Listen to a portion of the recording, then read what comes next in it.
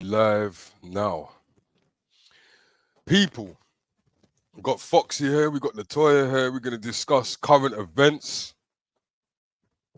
Firstly, how's your day going, Foxy? How's your day going today? Well, it's Irene now because I got to speak with you and Sister Latoya, and we're back. You're back, and that's what the people been missing. So, yeah, it's a good day so far. Yeah, it's a good day. What about you, Latoya? Lovely, beautiful day. Yeah, man. And it hasn't been as cold as it was the last couple of weeks, you know what I mean? So we're definitely gonna so I don't know if you saw the last post that I put up, Foxy, yeah.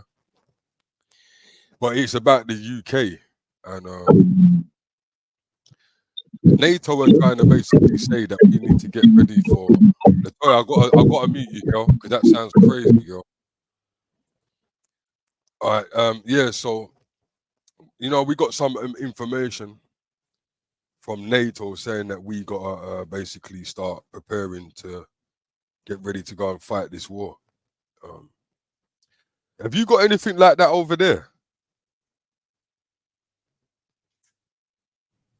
Well, I'm sure there is. I haven't been following, but it's no surprise that UK would say something like that, would put some stuff out like that, because intuitively speaking, I've been saying this since they started the BRICS, and I think that came out in November.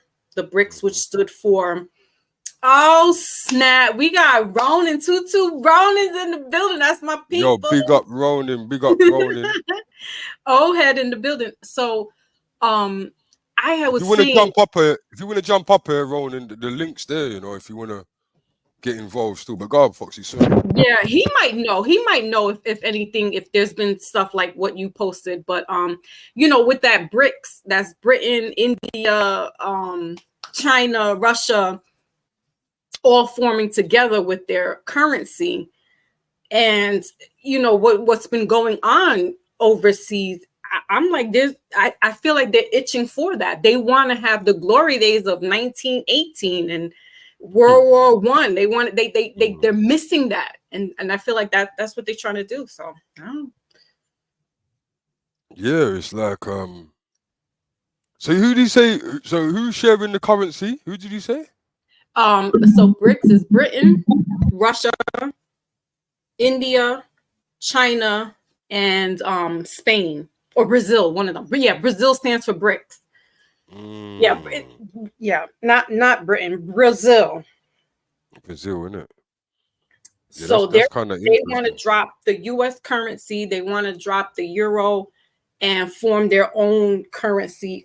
And that was back in November of 2023. So everything that's going on now, the timing is perfect. It's perfect. It's all making sense now. Like, because don't forget, we've been having problems with the currency as well when it comes to the pound, the dollar. The pound and the dollar going down. I don't know if you know. I don't know if you know or anyone knows about this, but do you know about the debt in America right now? How bad it is? Like, it's actually got to the point of where they're in the minus. So they're actually saying that people that own houses and stuff like that, in a couple of years' time, they might even not own their property. So something has to give, and that's what people need to understand. Over here, we had the Brexit problem. Yo, big up Marky Sessions, man. Marky Sessions, aka God's Gift. Remember God's Gift from before, people? Right. One second, just trying to sort out my mic, please. Yeah, man's got the mask off. So, like I was saying, why Marky's doing that? So, the debt, I don't really know what's going on over here because they keep things very hush hush. But in America, it's got to the point with like the people in America, you got to be careful because I don't know what's going to happen with your money this year, but they're in the minus with the money that you lot are put in the bank. So if you understand what I'm saying, Fox, like they're in the minus.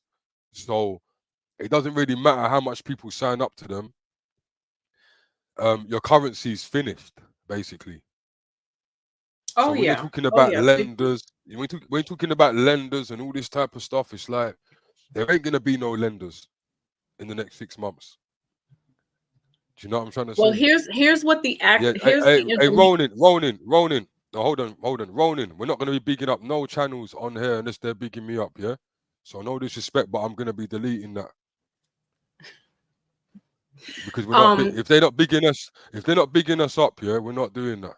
Yeah, because I don't really see no one saying Peniros Mind on their channel. So we're not doing that, yeah. All right, big up yourself though. Go on, Foxy. So BRICS, the purpose is BRICS refers to certain emerging market countries: Brazil, Russia, India, China, and South Africa. Yeah. That seek to establish deeper ties between member nations and cooperate on economic expansion, including trade.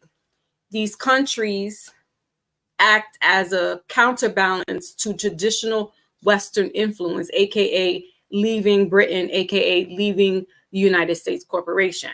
So they're forming these alliances with each other, and not having to feel like they need to be in support with UK or England rather, and America. And this is why they have been in cahoots for the past couple of months. I'm sure this has been even before that, but November of 2023 is when they rolled out, letting us know that these particular countries are forming. Now it says South Africa. I don't know which country in South Africa, but those are that's the acronym. BRICS is the acronym for these different countries that want to drop the euro. They want to drop the US dollar and form their own and basically stand alone. They're tired of the big brothers, Britain and America, being involved in their currencies. I don't know how long that's going to last. I'm not really too scared about it because we've always been a powerhouse. We're kind of like the underdog right now, but that's because we've been doing a lot of stuff. So America's going to get that karma back because they've been in a lot of places that they shouldn't have been. They're still there. And so, yeah, they're getting their karma back. The American people, the citizens, will hurt. Some of us will be hurting from their the repercussions. But at the same time, it has to happen so that something new can form and move forward. That's the same thing, like, and obviously that's going to come with a bit of pain. It's going to come with a bit of pain, but that's just what it is. A lot of pain, a lot of suffering. I wouldn't be surprised if we could see the likes of another Great Depression. We are in a silent recession. There's our produce is very high right now. And so, yeah, and as you were saying, with the economy and the homes and things of that nature, what people, what's crazy is that we think we have arrived when we can buy a home, but in actuality, it's the banks, aka the government, can take away your home if you don't pay it. Yeah. So what you want to do is buy the land. Exactly. This way, it's your land, and you can build, and they can't do anything about it. So there's a lot that needs to be done. And I feel, in hindsight, although we will suffer, rebuilding in a new, infrastructure is what's needed. Yeah, definitely. So at some point they need to scrap everything and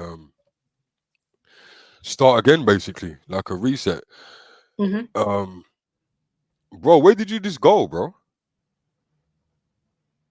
Hey, come back up here, bro. I don't know what just happened there, bro.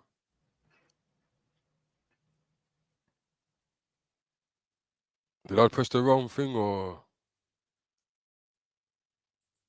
I don't know. Hey, there you go. Let's try it one more time. Yes, big up, my bro. Yo, you hear me? Yeah, man. How you been, man? Oh yeah, not bad. So my phone's playing up, man.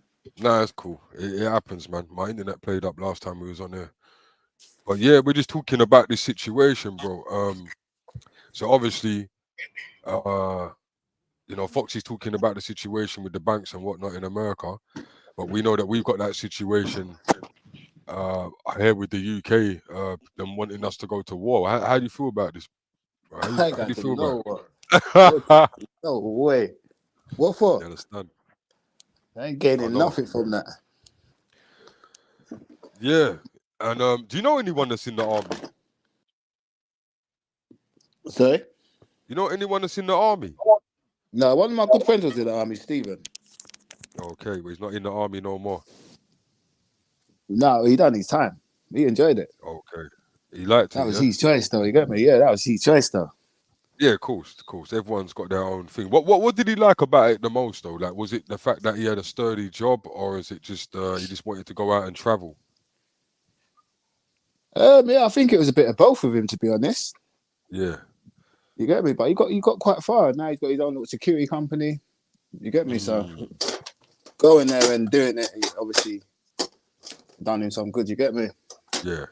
It's So just not for me. basically- I just don't agree on fighting someone else's war that I don't consider myself a part of. Yeah, that's crazy. That's because you can use an example like this. Imagine if I phone you or someone phones you and they say to you, I've got a little passer with someone around the corner and they come and knock your door. Yeah. Yeah. You're not going to go out and deal with it. You don't know them. Nah. And it's the same type of thing. It's like, I've got people that have got Russian friends. Yeah, that's what I'm saying. But my brother's girlfriend's Russian.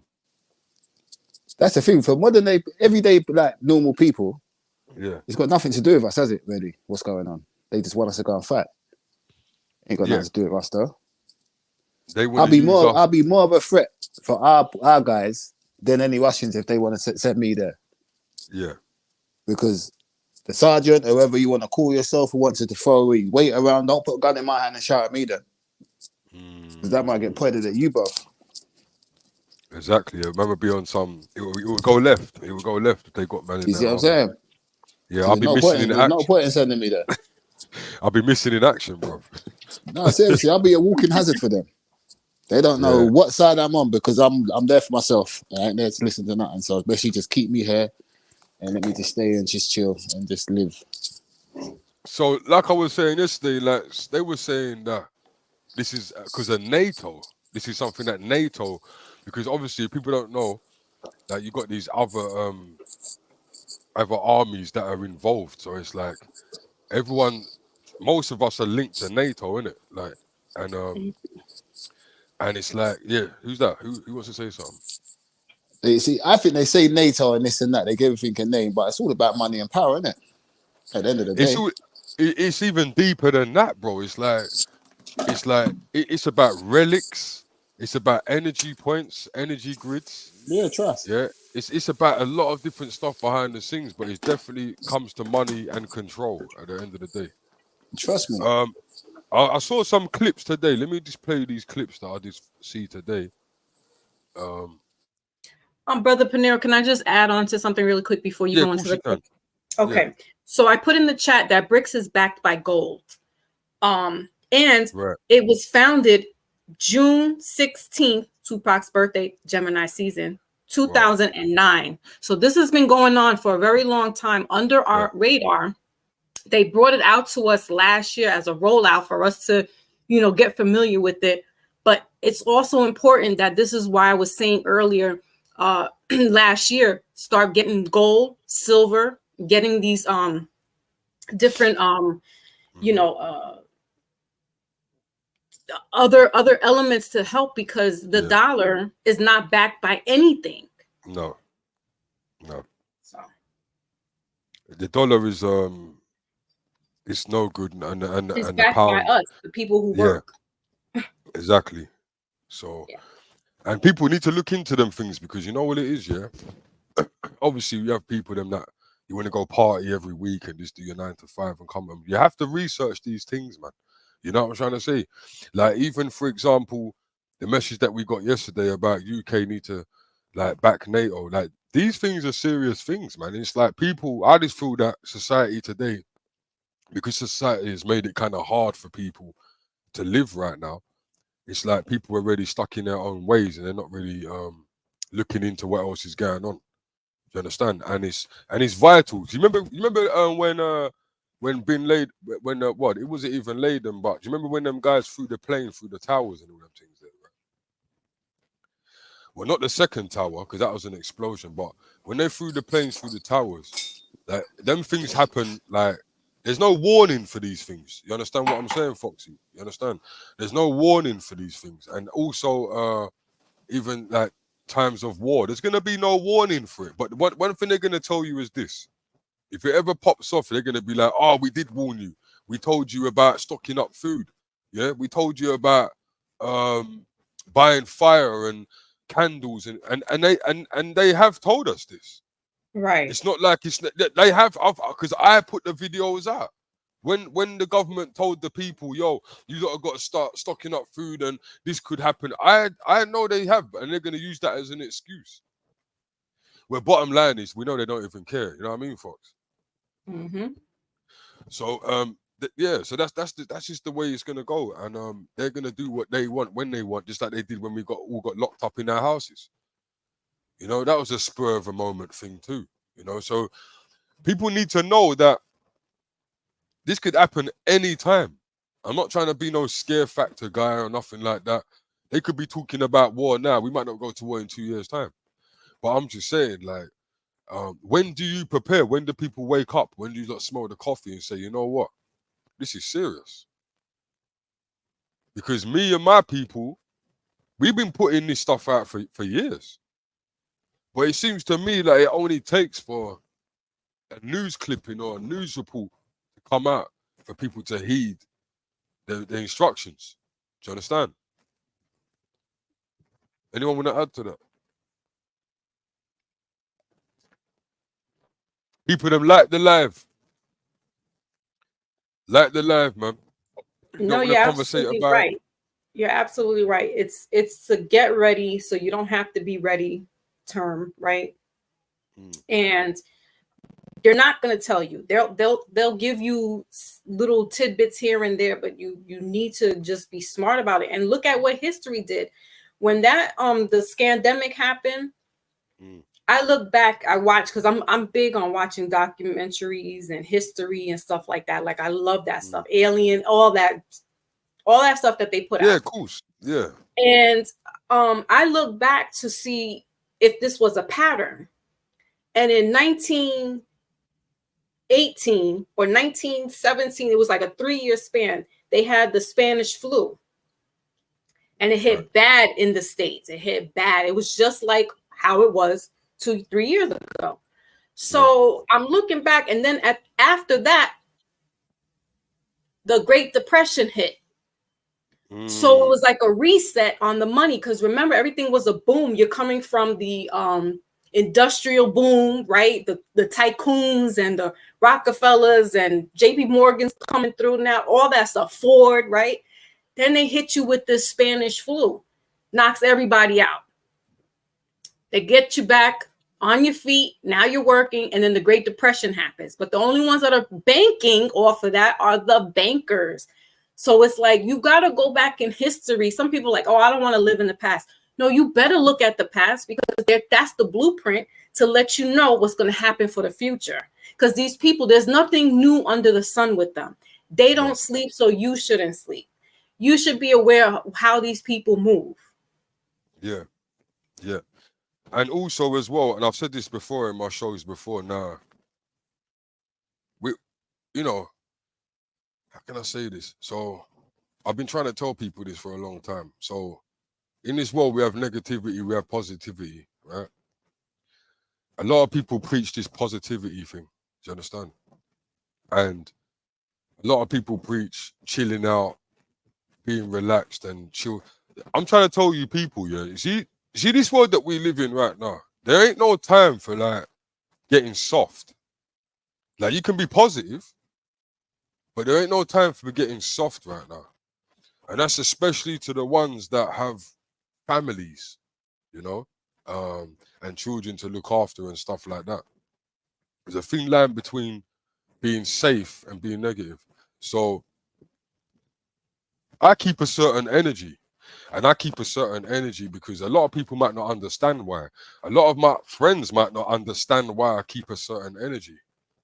I keep a certain energy because of the things that, that I've, watched, and the things that I've learned, and how this world is. Do you understand? So obviously we got to keep a balance of being positive, but just know that things can pop anytime, and you might have to turn into somebody else to protect your family, innit? So let me just get to some of these videos that I did see. So this is the UK, yeah, and these are some of the videos that I'm seeing.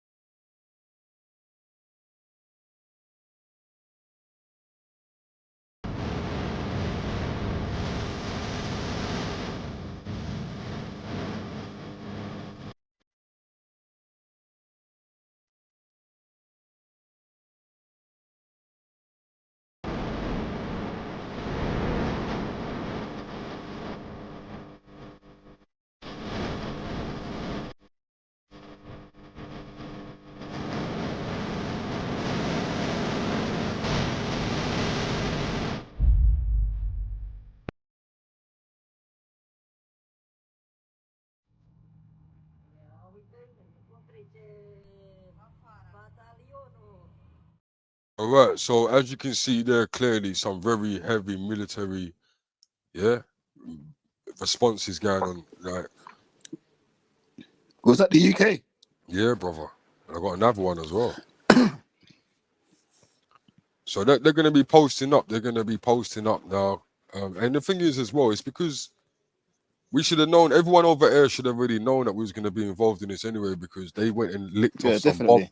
They went and licked off some bombs at Yemen the other day, bro. And I'm like, you have to always go and get involved when them people say to go and get involved. Like, every time America says you got to do this, they go and do it. No, exactly. So there were some bombs that were let off at Yemen the other day, and for some weird reason, the people of England was involved in that. So that automatically puts us at risk. And then obviously they sent some troops as well to Ukraine. So we've been put in the firing line, just like America has, without even asking for it. But here's one more video I want to share with the people, and I'll share it to the people again when more getting there. 2:30, he's going to join us, and we're going to look ahead to the Premier League weekend. Not that many games with this sort of broken winter break, but we'll look at the ones that are available and some of the talking points. Certainly the return of Ivan Toney will be touching on, as Dean is a fellow striker. So that's all coming. Just a reminder again, Arsenal, Palace, Brentford, Forest, Brighton, Wolves, Reds, and TalkSport listeners, the Force panel today, 0377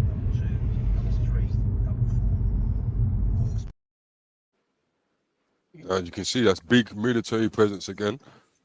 And yeah, man. Obviously the person filming it.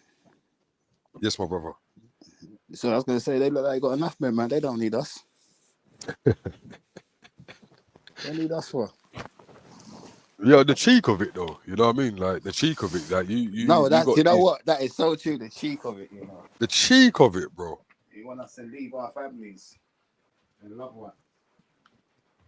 But the thing is though, like, I saw what's his name? Sunik. What's that guy's name? That Russian guy. He must have said, we've always been a voluntary army. But then I'm saying to myself, what do you mean? World War I and World War II, they weren't no voluntary army. They got sent out as well. Always been a following army. Yeah, it's a following. Yeah, following us army. Yeah, that's exactly what it is. You get me? So, so I don't know what he meant by that. But you know, do you think it will be? Don't you think it will be a madness in the streets of London anyway? As soon as that, because you got if different individual groups in the UK. Yeah. You're gonna have this group over there saying they're fighting for this. You're gonna have that group over there. It's gonna be a madness still. Yeah, it'll be an absolute madness, and there's gonna be a lot of looting. There's gonna be a lot of looting, and it's gonna be a lot of everything, bro. Everything, killing, everything. And that's what I'm saying. I'd rather be here protecting my family than over there. That's what I always tell people: protect your immediate family and just do your thing. Because what do you think God will think about you anyway, going over to another country and blowing someone's head off that you don't even have any problem, you know, any passion with? And it's not for us to judge; it's for Creator to do the judging. We're taking it into their own hands. Do you think that America? So Foxy, sorry to let you know, but is that my phone or someone else's phone echoing like that? it's Latoya's. Latoya, you there? Yeah, I'm outside. Why do you sound like you're underwater? Yeah, she's trying to talk. Why do you sound like you're underwater? No, I can't hear you, girl. Pick up, you sound like you're underwater swimming, doing breaststroke. Yo, big up Abigail. Big up Abigail, big up Roland. But yeah, let me bring you back. See if she. How's it going there? You hear us, Latoya? For some reason, Latoya always has problems with the team. So I don't know. But yeah, Foxy, so I was hearing that last year there were ships that was actually surrounding US that didn't belong to US. You see, the problem is though, Marky, yeah, we know that this country here we're not allowed to hold firearms in it. Yeah. So it's gonna if it was ever a world war, it'd be kind of different for us than how America's got it, because America they're allowed to have ARs and all that over there. Sorry, he's cutting out there. Can you say that again? Sorry. So you know, America they're allowed to have ARs and all that over there. Do you know what I mean? Assault rifles. This is where you're gonna see what their man have got. See the mad thing with what I always say with America and their gun license and stuff is like their gun license, what they carry on the street on a normal day, is our back market. If you see where I'm coming from. So imagine what their back market must be, bruv. If our back market is what they're walking around with or what they can go walk into a shop and just buy, what are them man buying off the record, bruv? Things in it. Do you see what I mean? Them man have got madness out there. We're the only ones that have to struggle and find stuff. You get me? Man's got obviously there's a few. They could go loot a whole shopping and up themselves out there, bruv. Yeah, like one person. That's what I'm trying to tell you. So it's like we got to start going well to those man in the country with gun licenses. Yeah. So this is it's a problem, man. It's a problem. Like, and what about the people of Russia? Well, not to me, but to some people, it definitely is scary. You see the difference with Russia? Yeah. To see over here, see like me and you're gonna have so many of us saying we are not fighting this war, and trust me, bruv, so many men are going to be saying they are not going to fight no war. Russian men, they ain't saying that, bruv. What? They're fighting for their country, bruv. Are you mad? Yeah. Them man are ready and waiting. Well, that's the thing about Russia. That's another thing about Russia. They actually train all their people to do that. You know what I'm saying? Like, it's a bit different. Them man have got different love. They've got different love for their country. They're Russian, brother. How come all of a sudden you want us to come and fight your country? Tomorrow you want to talk about Windrush. Make up your mind what you want us to do, brother. Move out your country or fight for your country. It's true. You see what I'm saying? I ain't got time for all of that, bro. And then you want us to fly all the way over there to leave our family. No way. You must be crazy. Leave my little princess. No way. Hell no. So basically what that's gonna cause, basically is more turbulence, because a lot of people, after what we just went through as well, for the last couple of years, madness. That will start a World War III. Yeah, it will. Because do you feel like if England say they're gonna attack Russia, South Korea is gonna accept that? No, it's not happening. It's not happening, bruv. No, it's not happening. It's gonna be a world war. Why do you think they're saying they want us to go over there and fight? Because they know what they're starting. They know what they're starting, bruv. Yeah, and it's like it's like they got a big army and weapons as well. It's not. That's another thing as well. Like the numbers, that the army and the weapons and the tanks and stuff that the Russians have, and China's very big, bro. Like they're standing with them. You know, well, the government are gonna definitely need people. They're gonna need people. The thing with the countries against England and USA, they're a lot bigger than us, bruv. I know. And war-wise, military-wise, they're probably a lot more advanced than us as well. Yep. Do you see what I mean? And to top it off, all them people in them countries love their country, bruv. Like, we don't love England how they love their countries. That's a massive difference with us.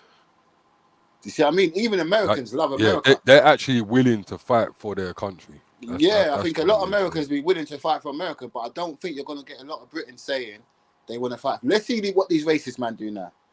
See all these little racist man. Let's see how many of them fly out. I want to fly out and fight for their country now. Because now this is the perfect time for you, all you man out there that say you're real British, to get on the plane and go and fight for your country. Yeah, because it's true. Up until today, our roots ain't English in all these people's eyes, bro. No, it's true. You see all the man that went down to the statues that time there, they should all be flying out. Yeah, all them man should be the first ones on the plane, bro. Are you mad? They should be the first ones on the plane. You know that you love your country so much. Go on. Yeah, you love your country. You don't want no one to disrespect your king. Go get on that plane then, bro. Yeah, and I'll stay here in my mind.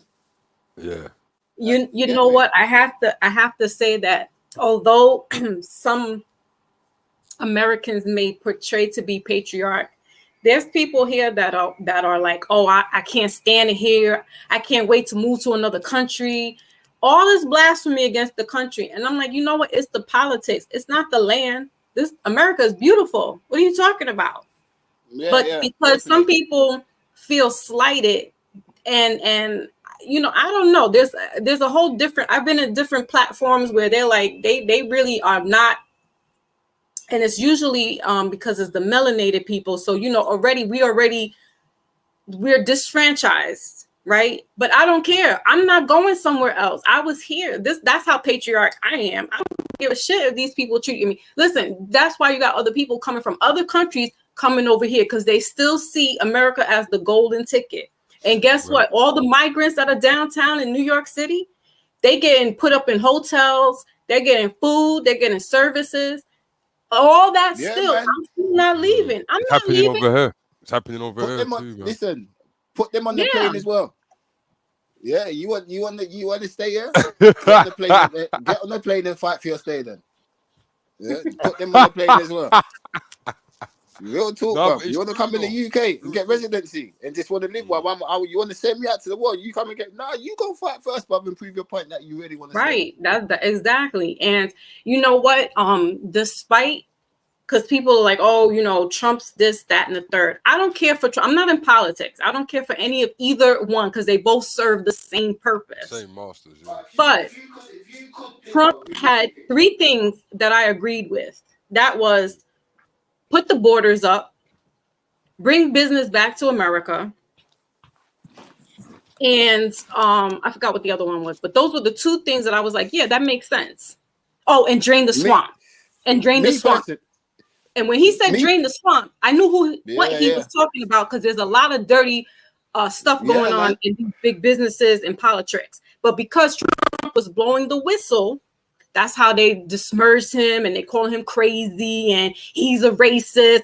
Listen. Yeah, that's exactly that. Exactly that. I personally think Donald Trump is a bad man. I think he should be president for every single country. He warned all these people about Ukraine, how corrupt they are. What the hell? Leave them to it. He warned all of them. If Donald Trump was in charge now, after this drop madness wouldn't be going on because he knows how to deal with people. Thank you. Because him and Putin, he had Putin in the back pocket. Like we it's cool. We're good. Everybody was good. But you got some people, and listen, and as patriotic as America may seem, they was not feeling him. You had some hillbilly white people like, yeah. And then when they started hearing him talk, no, get them all out. Now you got this senile, don't know what, I mean, he's creepier than Trump is. This is what I'm Yeah, saying. he's It's just sniffing like little girls' hands and whatnot. stupid Like people what? like Putin. Get him out. Stupid people like Putin. They talk about other countries like Donald Trump said, and they like to use the N word, not the skin color N, like the other armors, the nuclear bomb. Basically, I didn't really want to say it, and it's true. He feels you can't just talk about South Korea and mention those things, and expect their man are just gonna watch it and be like, okay, nicely said. No, wait, are you mad? You're just stirring the pot, stirring the pot, stirring the pot. Right. Donald Trump should get put straight back into power. Make him run, run England as well. Well, if Donald Trump was in power, we wouldn't be having passive with Russia because him and Putin was cool. Exactly. Yeah, because you know what is with Donald Trump, LP. You see, every prime minister before Donald Trump, they was put in position and they were still told what to do. Because when it comes to money being spent, you can't do that with Donald Trump. Right, because he has the money. He's a businessman. He knows what the country needs. So you can't. So how you want to handle him? You can't handle him that way. So therefore, once you start getting the people on board now, where everyone starts turning around and saying, okay, well, Donald Trump ain't as racist. They're saying this man's actually doing a good thing. Businessman, isn't it? He's seen as a threat. Listen, he said, I don't care what color you are. Black people, come on, let's get this money. Listen, he doesn't care what you look like as long as we can do money and commerce. Because remember, money has no color unless it's green or you know what I'm saying, like the paper. Yeah, definitely. There's no color behind it, so we could work together. Then let's do this. And that's what I was like. Yo, this is cool. I respect what he's saying. I'm not in my feelings if he's calling, if he's making racist remarks or whatever. That doesn't hurt my feelings. But when he says, let's get this money back in America, let's do this. I'm with it. And they had a problem with it. And so what do? They messed up his election because he did get elected. But people are like, no, I know. His people told my people, I know this. He was elected the second time, but they messed up his election. That's why he was fighting. And he was saying they messed up my counts. And that's why he was fighting for it. And then now they got him going through court and going through all this stuff because they're trying to keep him down. His name is Trump. That's trumpet. He was sounding the alarm. He was telling people, I'm about to drain this swamp. You're going to see all the ugliness in this country. You're going to see how these people get down. All that Disney stuff, he's trying to get rid of that Disney stuff that was going on. You know what I'm saying? Like, and so people get side hooked by this, and the Democrats and the Republicans, it doesn't matter. But who's for the people? It's Republican is for the people. Not the person per se, but what it stands for. And they think, oh, because he's giving us this, that, and the third, talking about Biden. No, look what he's doing. They're running circles around this man because he doesn't know how to politic with the other ones. But at least Trump knew he was in everything. He was having conferences over there in Russia. He was with Elizabeth. He was talking to everybody. And we didn't have any problem. He understands it, innit? Definitely, he understands it. He ain't being told what to do. Putin, our prime minister, them man, they just get told what to do, man. Who, Putin? Not Putin, no way. Oh, no. Putin's a bad man as well. You got to admit.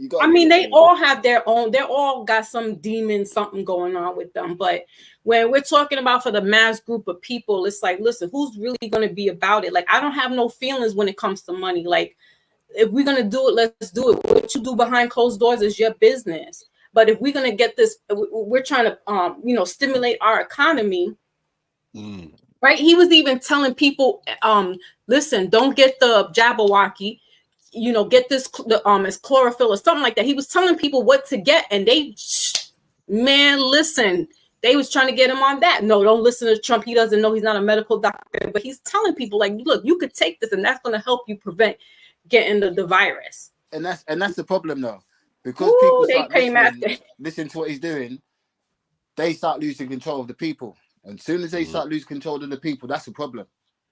Right. Same with anyone you see with a good mouth, like say Andrew Tate, for instance.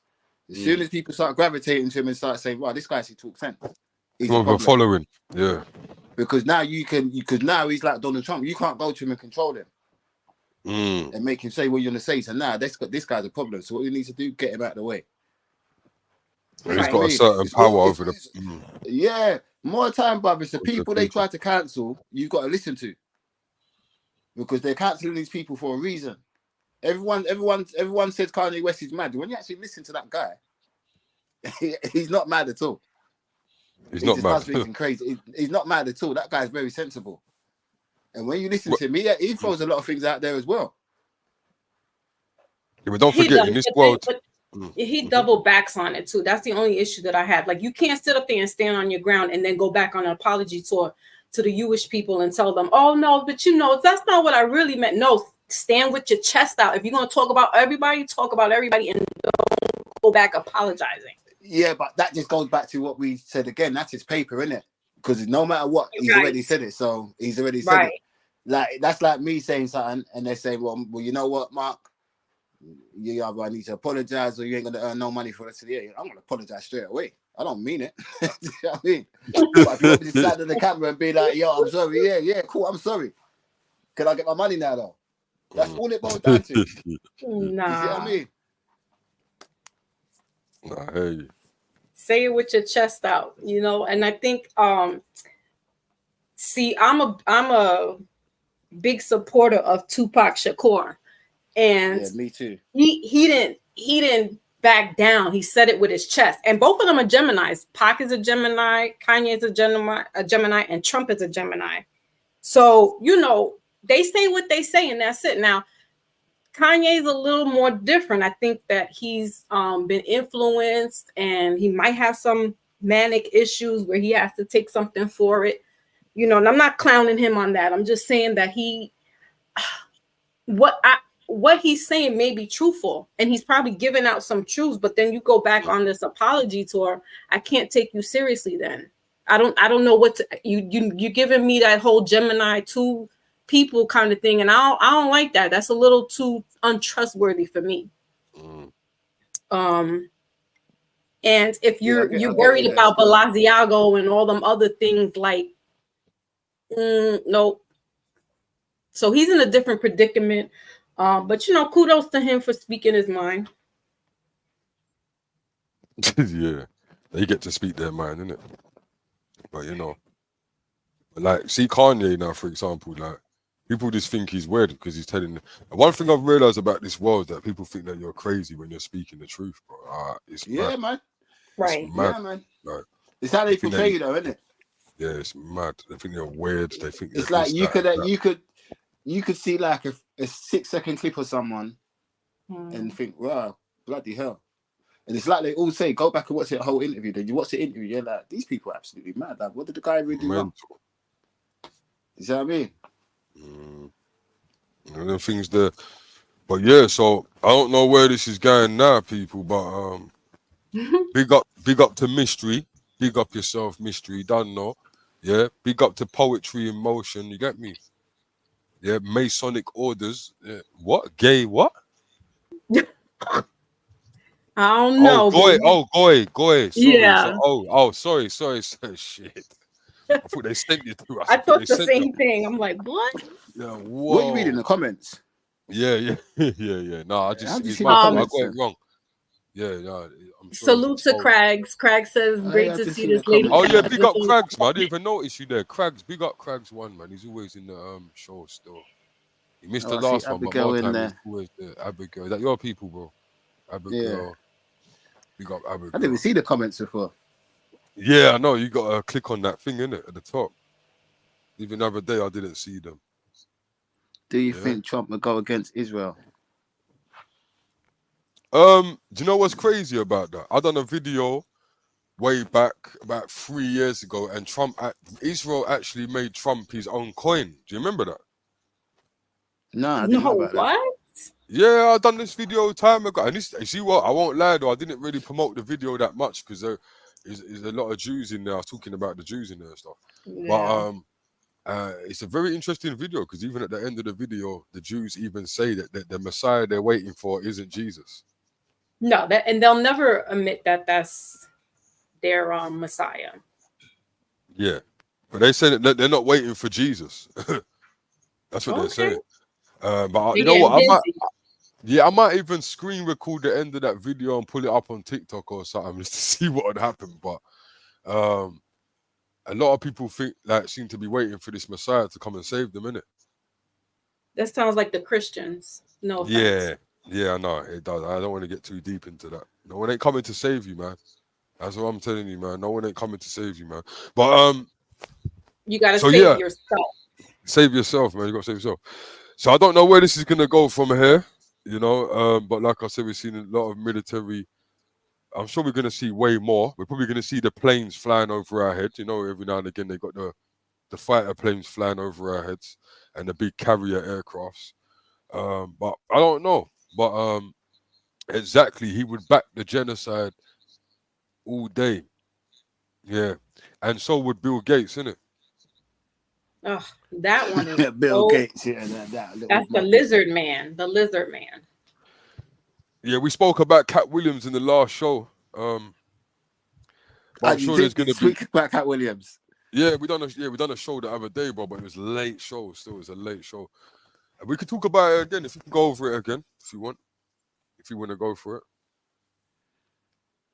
Well, I'll put in my little piece and then you guys could chime in. My take about the Katt Williams interview, I didn't like it, love it, or hate it. Was he speaking some truths? Yeah. I mean, this is stuff that we know about. Stuff that we be talking about for the last 5 years.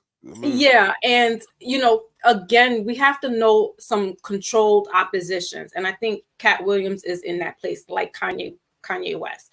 There are people that, first of all, let's remove that interview for a second. Let's remember that all these people are entertainers. Yeah. They're here for a purpose. Right. They're signed up to do certain things that we may think is real, but it's an illusion. Mm-hmm. Katt Williams is part of that. You think so? Yeah, I do. I like Katt Williams as a character actor, right? Like he's good with comedy and things of that nature. Yeah. As far as his, you know, humanitarian work or philanthropy, if he's done all that stuff, people are saying he does. Okay, I'm not a Katt Williams fan like that, so I don't know. I'm not going to speak too much against him. However, the interview didn't. If anything, it made me uncomfortable. There was a hidden language that those who can see will see through the messages, right? And it was giving me a weird kind of dark feeling. And so 20 minutes into the interview, I had to shut it off. I couldn't watch it anymore. My soul wasn't resonating with what the whole appearance was weird. Two big men sitting in front of a fireplace, like having this intimate conversation. It's so weird. Like I took it so psychoanalytical, and that might be me. And so now people have got memes and it's become a mockery as opposed to if he was really telling any truths. And apparently people were missing the mark, and he wasn't going so deep where it was like, oh yes, because these things have been there. So I don't know. I felt a certain kind of way with it, and that's just my takeaway. Was it a good interview? It was mediocre. I know what you're saying. When you think about it on a deep sort of setting, he wasn't really saying nothing that we don't know. Yeah, like Abigail said, it was interesting. He was talking about the humiliation. And my thing is, so he says in a part, because somebody had brought this to my attention in the interview. He said about Ricky Smiley, oh, the only time I do a movie with him, he signs a contract that he wears a dress, and that's when I'll work with him. This is Katt Williams saying this about another grown man, that the only way he'll work with this grown man is if he puts on a woman's dress, and he'll work with him in the movies. Say what? Why would you even want to, like, my head was spinning around that. Then in that same movie, he played a homosexual choir director, and the man that he told he would work with if he only wore a dress was in the choir. Huh? But he's trying to make it like, oh, it's a bad thing if you wear the dress, but you're playing a gay man. So who are you talking about? Katt Williams is playing a gay man? Yes. What film is this? I think it's Any Sunday or Any Given Sunday or something like that. Yeah, and he said that Abigail may know that. And he said that the smiley, I've seen that film. So he said he said this to Shay Shay. I call him Sugar Shay. He says to Shay Shay, oh, the only way I was gonna work with Ricky Smiley was if in my contract he would sign it saying that he would wear a dress. Ricky Smiley. Right. And so that same movie, Katt Williams plays a gay guy. He plays a full-on gay guy. Man, listen, I didn't even know that movie existed until somebody brought it to my attention. A lot of people don't know that the Will Smith film exists, but it does. So therefore, I don't know how you could talk about anybody else wearing a dress, but you're portraying a pimp with a full press hair. You got Lee press on nails. You're wearing leopard print clothes in the movie. No, playing the pimp is cool, but you're saying that he played a straight gay guy. Yeah, he played a gay man. No, playing a pimp is not cool. It's not cool. Why? So he's doing this. I don't know. Like he's calling the cat black, but then he's not. I don't know. Like he that's why I'm like, I don't know. He gives me very court gesture. Like he gives me Elegba vibes. Like he's a person of chaos. And you don't know what's really real. So then when somebody brought to my attention that he played a gay guy, I'm like, yo, so what is Katt talking about? And it's really weird as well that he went to Shannon Sharp. Shay Shay. Shay Shay, yeah. Like what grown man is calling their that's like you calling your podcast, the PP room. What? Yeah, that's crazy. Yeah, that's stop it. So apparently, like, it's weird because he said his words was, I've come to the right place to tell this. Yeah, you know when he said that, innit? He's come to the right place to say this and that. And then all these photos start coming out with Shay Shay next to his homo friend. Like, I don't understand it. Like, the guy's got a transdresser that follows him everywhere. I'm telling you, that interview felt very weird for me. That's why I stopped at 20 minutes. I had to pick up the next day and watch the rest of it.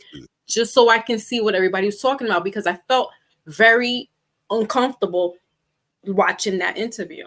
The body language was off for me. The whole aesthetics was off for me. Like I'm reading in between the lines. Katt Williams would pause, not say nothing. I'm reading in between that. Then he would say something. I'm reading that. I'm like, the interview was like over certain people's heads. And I was like that. It didn't give me like good vibes. You know what I mean? Like I just... Well, you must have watched it proper on a low level type of thing, you know what I mean? And I just couldn't watch it, but I finished watching it so I could do my homework, so I could talk about it, but I didn't really want to watch it. I just wanted to see what everybody was talking about. Yeah. So what was Katt Williams? What do you think about it then, Marky? What do you think about it? I think Marky's on mute. Look, what about Latoya? You there?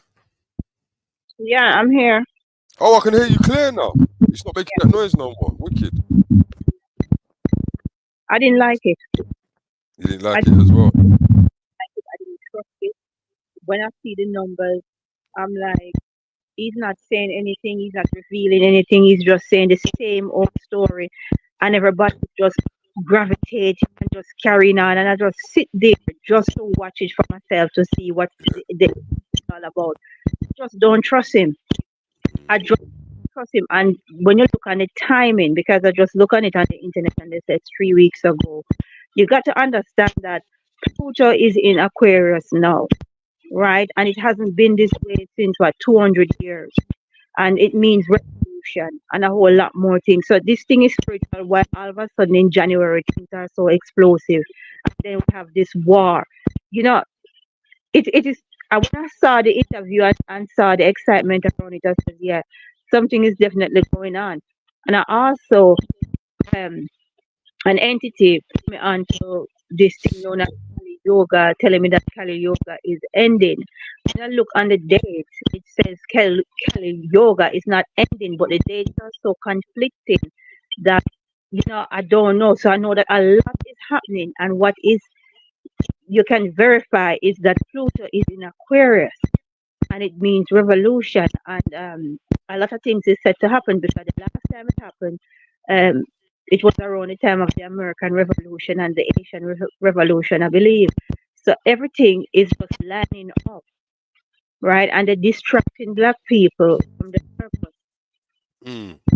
War and the Katt Williams so-called explosive interview. I wasn't buying into it. I just listened to it for what it is, and you notice everybody clowning P. Diddy, and at the end of it, sorry. start the arrest. If these people have done all of this, these crimes, start the arrest process. What happened to the FBI? Cracking down, arresting people, taking people to court. You keep hearing the same thing over and over again. Sexual assault, rape, groom, this, that, power bottom. When is the arrest coming? When is the arrest coming? And why is it that there is such a spotlight on black men? It's just a black community I'm hearing all of this perversion for. No one else. So you see, so when it comes down to this interview, I wasn't impressed. Because he wasn't saying it. Nobody not talking about the Epstein and the Weinstein and the list and all of that. It's just P. Diddy, TD Jakes, Oprah Winfrey, the innocent. But this conversation, it's funny you say that. It's too one-sided. I'm sorry. I don't jump on the bandwagon easy. I don't get too hype, and I don't jump on the bandwagon. I'm laid back and I'm watching and I'm seeing what's going on. It's just like the color. The remake is depressing movie. You're telling me? Yeah, I heard it. It's rubbish. I heard. Remake something else.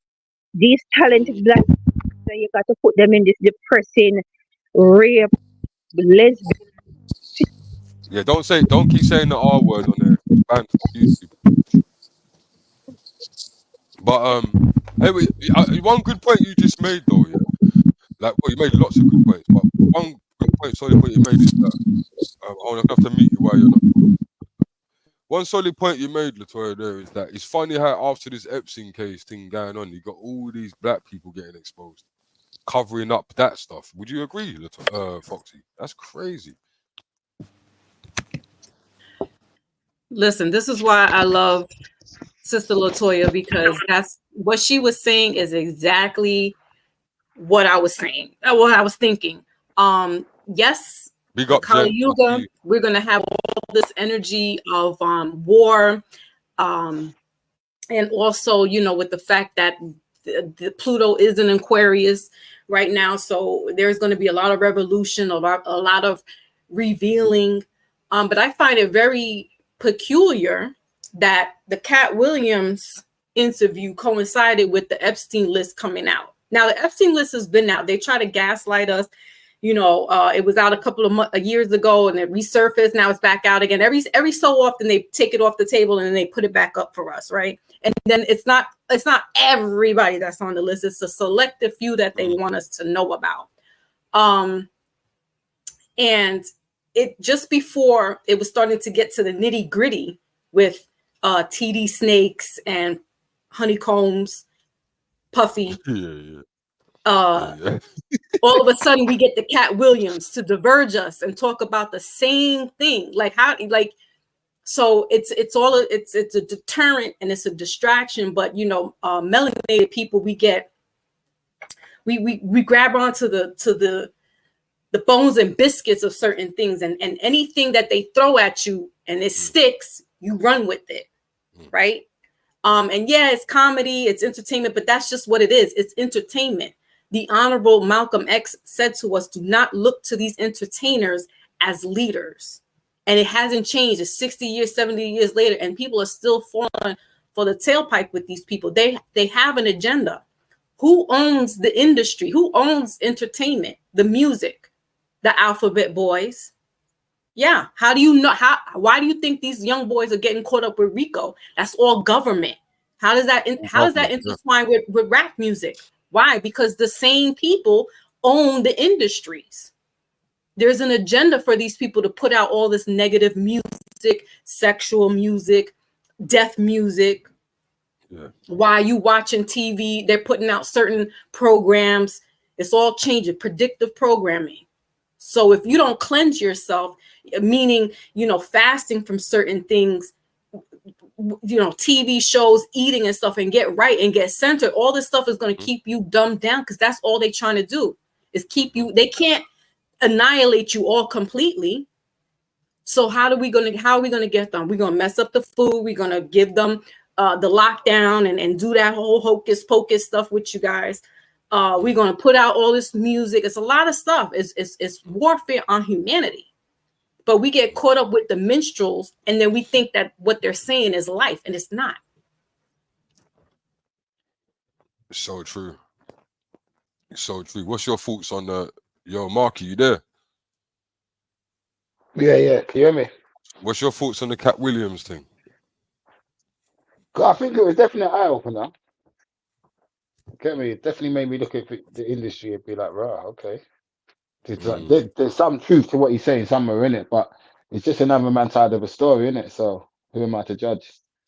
That's the way I looked at it is like this. I've done about 15 to 20 videos on celebrities doing all that weird stuff, but it's still nice for the people to hear it coming from the horse's mouth. Yeah, definitely. In the industry. You understand what I'm trying to say? That's what I'm saying, because there's definitely some truth to what he's saying. What's the truth? I don't know, but yeah. For sure. Is there anything else you wanted to cover, Foxy? Mystery says, I think the interview is a part of this revolution we talk about. Just because we knew it doesn't mean everyone did. True. But you said that. Remember, we are a step ahead. Yes, we are. Exactly, it's true. And like I said, coming from the horse's mouth. But the thing is, to be honest though, would big up yourself, Abigail. See you again soon. The thing is about it as well though is that I just don't feel that the public gives a shit, bro. But like, that's what I was gonna say. Yeah, go on. That to me, yeah, is like it's like an industry war, isn't it? Yeah, because that obviously was said to the public, but directed at who is directed to, innit? It's like a shot from the air. Mm-hmm. Do you see what I mean? So obviously, like I said, it was broadcasted, but he knew what he was doing. Mm. You see what I mean? Whether the world tunes in or not, that you tune in, knew it. You see what I mean? Yeah. Did you find that everyone's response funny? What do you think of Steve Harvey? I don't really like. I used to like Steve Harvey's back in the days of Def Jam comedy, and then after that, I kind of went off him. But at the end of the day, he's just a man trying to support himself, though. You know what I'm trying to say? Out of all of them, who would you say was the funniest? Bernie Mac, Katt. I don't. Steve Harvey. Out of all them lot, Bernie Mac. King, yeah, definitely. I think that Bernie Mac's funny, but I just don't think he had enough content to be versus any of them, man. I just didn't see a lot of content that he had. I know he had his own little show with the family and whatnot, but my personal favorites was Katt Williams, Dave Chappelle when he was the not the cyborg. When he was Dave Chappelle. Yeah, when he was Dave Chappelle. Yeah. Because I don't know how a man can change a grown man's voice. You can change your body, but you can't change a grown man's voice, bro. That's crazy. Who else? Eddie Griffin. Yeah. Dave Chappelle, Katt Williams. I used to like Kevin, but he's turned too weird. Really? Wow. Yeah, I used to like Kevin. You know when I used to like Kevin? I used to like Kevin from the Dame Dash films. I think he was hilarious. Okay. That's when I liked Kevin. When he went a bit main, I think I liked his first stand-up. The one with when Shaq was in the crowd, remember? With Shaq and all that. But then after that, I kind of went off him. Do you know? Because all of these jokes were about him being abused by his woman and taking the piss out of himself. Taking the piss out of his own size and that. I think that's a bit weird for a man to keep making jokes, just slaying himself. You know what I mean? Like that's crazy. Now I remember the joke he talked about when he was in the lorry, and then he dropped out of the lorry, and then the woman said to him, "Oh my God, he's got no legs." Like he was on the floor, innit? Like he just keeps making jokes, like dissing himself, you know. But then I found out the other day, Foxy, that he doesn't write his own content. That's what Katt Williams was saying. And you know why? You know why I believe him? Do you know why I believe he don't write his own content? Because Kevin Hart is always laughing at his own jokes. Do you think that's a bad thing though? No, someone else can write your content. Work is work, bro. Yeah, because you hear a lot of people. You hear a lot of people say that, but like Paul, like you rap. You get me? Like to get brain dead ain't hard. You get me? So if you need like assistance, I don't see the problem with that. I don't see why people like mention stuff like that, but like it's a problem. No, you know what it is? When you get to that I think level, rappers should write their own thing. Yeah, now when you get to that level in the industry that like Kevin Hart's on, it's not really a big deal. But if you write, I'll be honest with you, if you're a comedy guy and you don't write none of your shit, that's weird, bro. Like it is a bit weird. But you know like, how if you're gonna write, at least like own it as well and let people know. Don't act like it's you one.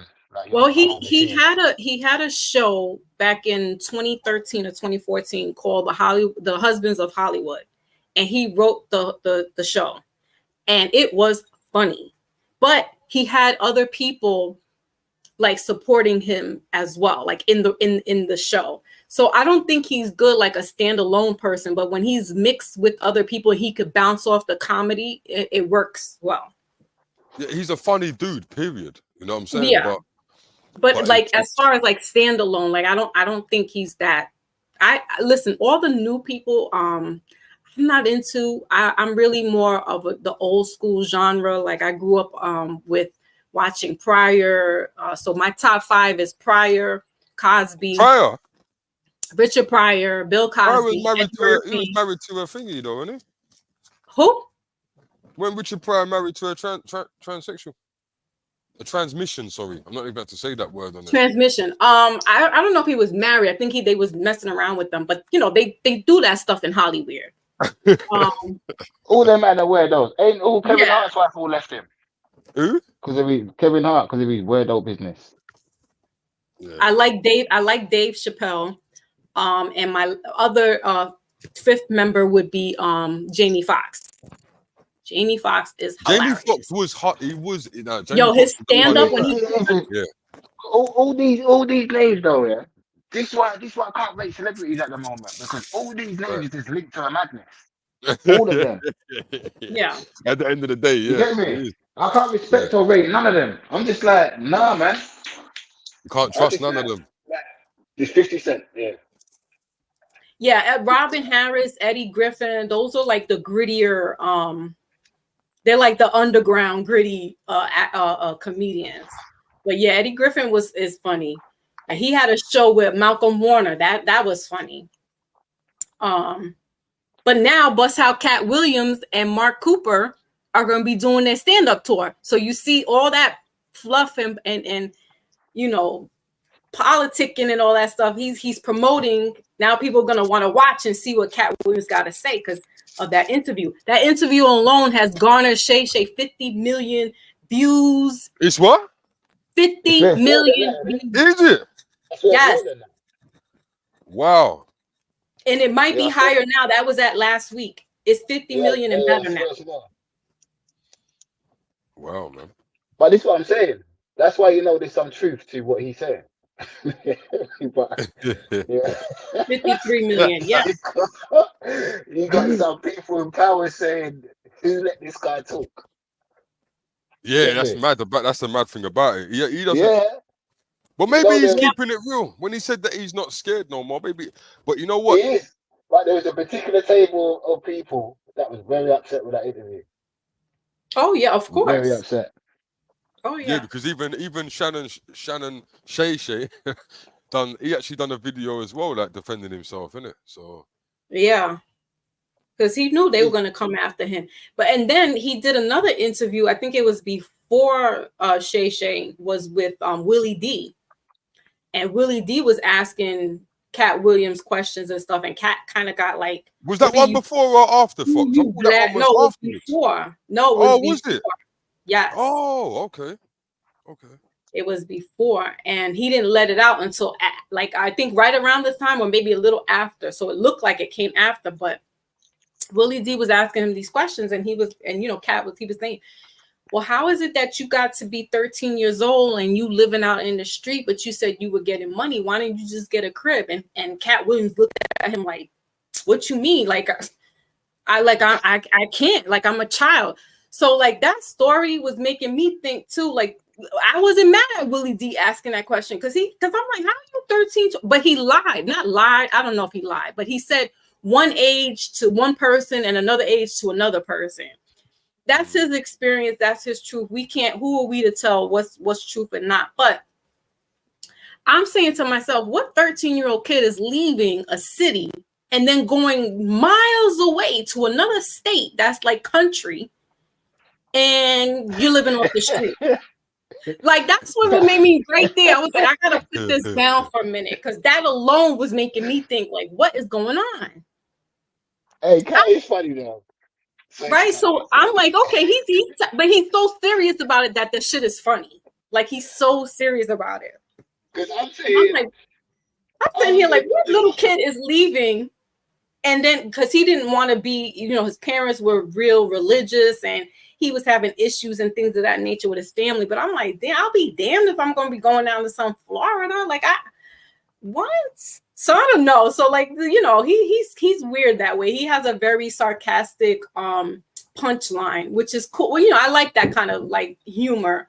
But I don't know. Maybe it's because like Katt is not my people's like that. So I wasn't looking for him to. The thing with Katt though, there was a time where I can remember I was just seeing Katt just go through madness where he was smoking. I was seeing things he should be smoking. And then I remember seeing the video where he's fighting like a 70-year-old or a 60-year-old. Like, remember that? And the boy beat him up as well. The guy beat him up, bro. Do you remember that, bro? And I don't even think that's like, man, I think that was an all set up. No, but I don't think that was set up. That didn't look set up though. That looked like the boy was just doing arms or something. When you think of that, you'd be like, why did you really fall out with some of these guys then? Because through his antics of seeing him, you can see he's a bit crazy anyway. You see what I mean? Like, in your time of smoking what you smoking, you must have been one of the worst people to be around. You get me? So he was out there in the street, like going through it. But I think that was like a whole humiliation thing as well. Like, I don't know. Hey, listen. Hey, Katt Williams had been through a lot of shit, man. I remember he got rushed in the club, and then Beanie Siegel had to come and save him. But we have to understand though, after everything that he said,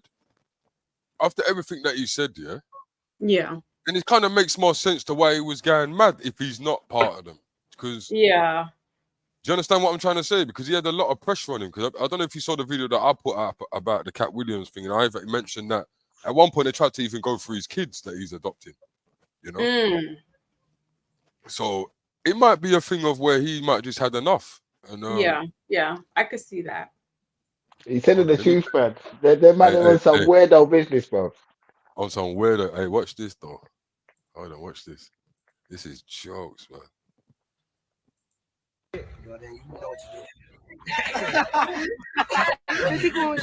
This is the one, isn't it? That's what I'm saying. That was a kid, innit? Look at this. Somebody come and look at this. Look at this.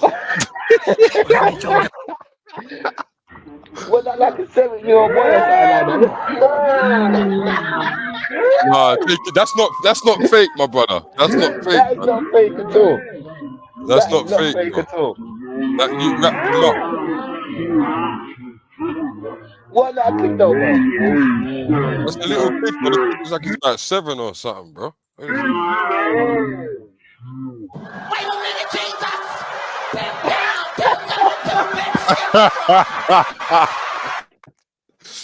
But yeah, is that the youth? But they arrested the youth for beating up Katt Williams. That is crazy. Wow. Well, they arrested him.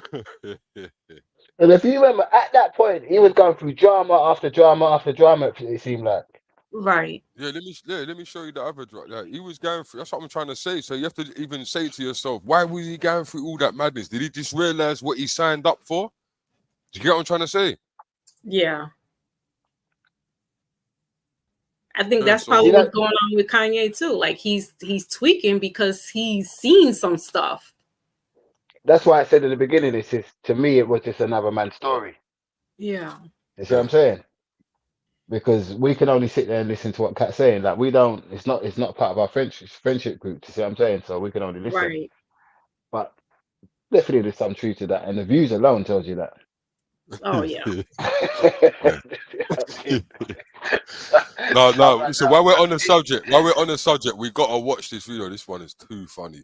I don't know if you remember this one, bro. This one is, oh my god. They're trying to set my man up differently. I don't know what's going on. But check out this one here.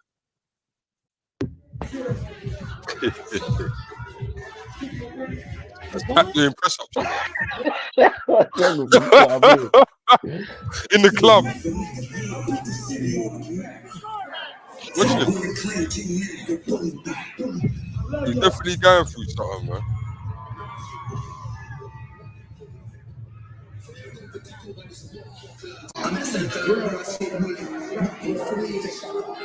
So that's what them man are smoking, bruv. Look. The man is sniffing and smoking and all sorts. Who's that? Now the man feel like they're about 7 foot tall. Probably watch the fight someone. Look at him. Man, look, he's forgetting he's about 3 foot nothing. Right. Yeah, but he didn't give a damn, man. Watch the way he rushes, man. But you know what you see about doing that? You can't take him serious. I would have boxed him out the sky, bro.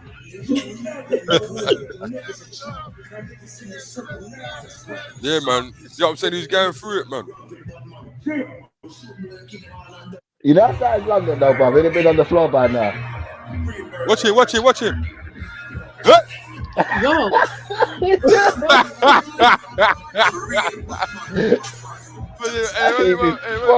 just throw into the crowd. Yo, who did he snuff? I thought he just jumped to the guy though, like he wanted to cuddle him. Bear hug him up. What's wrong with him? Yeah, but look what happened to him after though.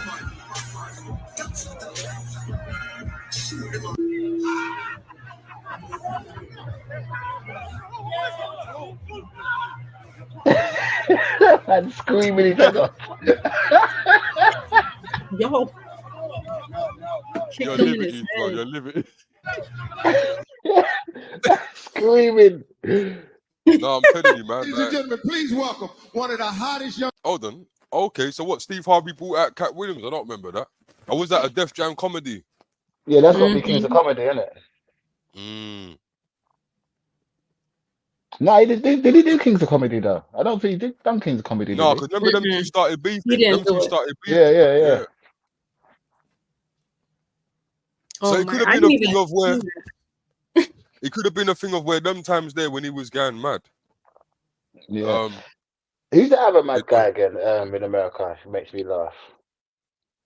Charleston White. Spiritual, do you know about him? Oh yeah, Charleston White's funny. No, he's cuckoo. He cracks me up that. My Wally's here. Yay! Wally verse in the building. Big up, yo. Wally verse. Charleston White, because he does speak some J Money stuff, salute. but I don't know. Charleston is another. I see guys put hands on him the other day in a club, innit? Who? Charleston White. White. Don't let me play. Don't let me play. You see it? I swear he picked up the top from the stage and dashed it. When he picked up the plant pot. Was it the plant? Oh my god! Don't crap me up. Oh, God. Don't crap me up. That was hilarious. And they just rushed his ass. But you know the thing is though, he didn't have no scratches on him though. He got out of that. But yeah, what do you think about Charleston White though? What do you think about Charleston White? Because Charleston White does talk some real life stuff. Do you know what? When I actually first saw him, I said, "Wow, I like this guy." Like, he was talking a lot of sense. You see what I mean? And then after, I don't know, it's like the more he got a bit more famous. Yeah, I just started. I know what happened to him. I know what happened to Charleston White. Charleston White is a victim of the internet, bro. Yeah, definitely, 100%, 100%. Yeah, You hit the nail on the he's a head. victim of the internet. He's one of them guys that went on the internet and they couldn't control themselves. And there's guys in the UK that are like that, bro. It's mad. I know some of them. I watch them. I'm like, raw. But he's just one of them guys that he come on the internet, he started getting the views, and the views went straight to his head, bro. But at the same time, like you said, he was making some really good points. But the only thing about him is that you can't go around disrespecting people and running to the police, bro. That's crazy, bro. That's the only thing. Because you're talking about The thing with it though, what you say that about him, but that's one thing I actually respect about him, because the guy he's not claiming to be a gangster, he claims to be a citizen, licensed firearm guy. Get me, bro? Yeah. To me, it's like, if you're a guy off the street and you know guys are telling you he's a citizen, yeah, and if you trouble me, I'm gonna call the police. Why don't And you you should come know to better not to trouble Yeah, him. leave him alone. You know what I mean? If you're a street guy, if you're a real street, you know not to trouble this guy because you're going to prison. Yeah. You already sent one guy to jail already, innit? Mm. Because That's the what guy I'm saying. threatened him on the live. Yeah. He's dangerous, man. If I was an artist, I'll stay away from him. Like, I don't want to be in his radar. Look at Nah, Soulja I'm Boy. not messing with him. Yeah, Soulja Boy got sprayed. Soulja Boy's a joker, bro. Leave him alone, man.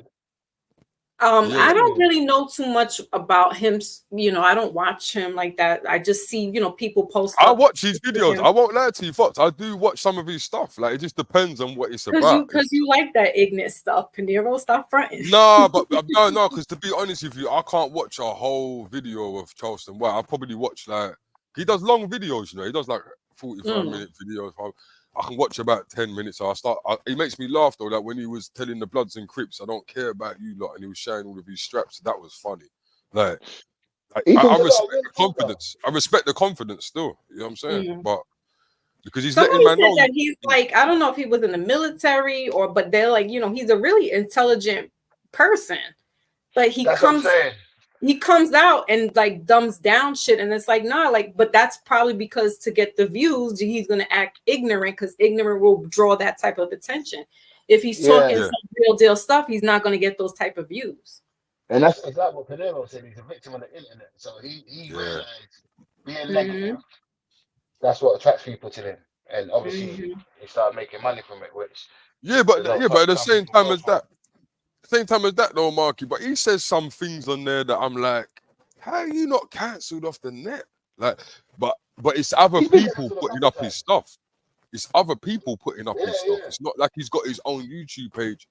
Maybe he has he? A few times. He's been shut down a few times. Oh, so he has had a page and it's been shut down. Yeah, a couple of them. Oh, okay, that makes sense. That makes sense because it's other people that put up his stuff in it, and it's like he gets a lot of views. People like him. And when I first saw him, he was talking more like I can't remember where he comes from, but he does like a lot for the kids in that community. He does, and you have to respect it. You have to respect it. That's, you can't not respect that. Then next thing I know, he's just beefing all these rappers, and he's just like, okay, this just went off him. Then, do you see what I mean? Yeah, he kind of went from positive to negative. He's got to be careful though, because he did get his head slapped off in the barber shop the other day. He's got to be careful, man. Oh, did he? Yeah, he got his head gun butted in the barber shop. Wow. But this is what I mean, because what people don't know. No, but what people don't know, he went out there and let off shots. He's got a case because of that, so he's got to be careful. Yeah, man. Yeah, he went outside. Apparently, there's a video footage of him running outside with the thing. So he's got to be careful still. Probably in America you can get away with that, right? On the fact that he got, I don't know, if you're how does that work, Foxy? I don't know if you're not a licensed carrier. You're from New York, innit? But yeah, if you get pistol whipped in a barber shop with a strap and you're a licensed owner, you have to let off your because I heard the way it works in America that if you're in a situation you don't let off your thing, you could lose your license. So he might have just returned fire on the thing of I got hit with a gun, innit? But I don't know. But yeah, I think that sorry, Pete, go on. Sorry. Yeah, no, go on, bro. What do you think of the gun laws in America, Spiritual?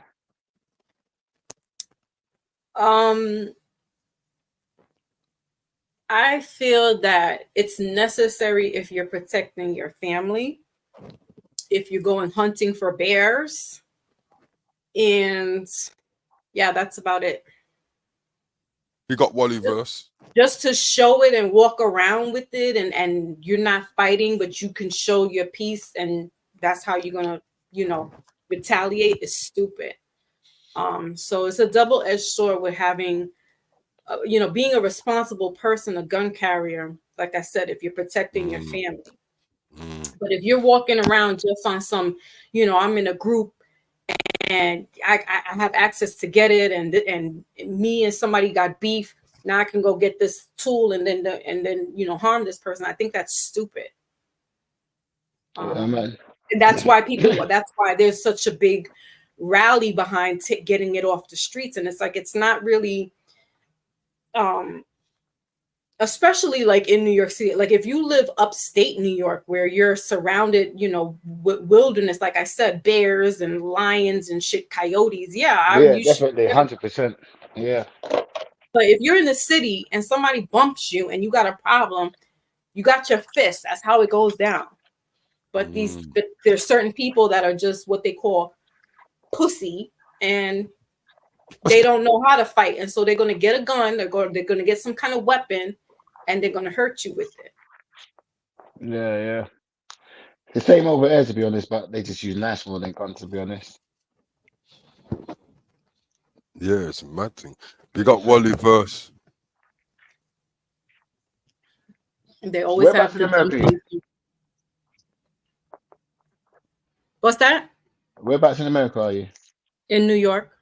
Well, New York City, to be exact, because people are like, oh, New York. And most people, like New Yorkers, will have to distinguish between upstate New York, like we're not in Buffalo, we're not in the country, we're in the city.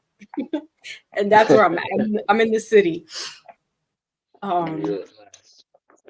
But it's and I've been here all my life. Like, I've seen the rise and fall of the Empire State, the city. And I lived through the whole, the 90s, where it was the bill crime came out and the stop and frisk. And I was in the 80s when there was, fiends outside and needles on the floor, vials on the floor. Everywhere you walked, it was there. Like you're basically playing hopscotch with the stuff on the floor. The burnt out buildings. I lived through all that. But my family, even though I was around it, I wasn't in it. And where I lived, we didn't, it would be like a little step up from the poverty. We weren't all the way up from it, but we were not too close to it. And so I didn't really have to be around that unless I was, going with family members to certain areas in the city that were not so great. But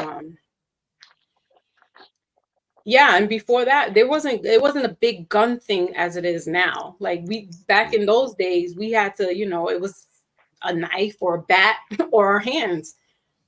Yeah. That's the way it was. It's like I see a video and they were showing me them. Have you seen the switches, Pete? What's that one? What? The switches? What they call a switch. Oh, the straps, yeah. Get the strap. The automatic pistol. Yeah, that's a madness. That's a madness. Yeah.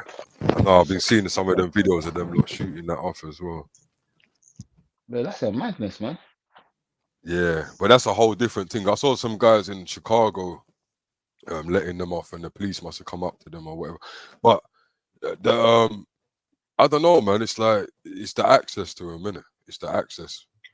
Well, and we have to remember that the access is given by whom? Because not right.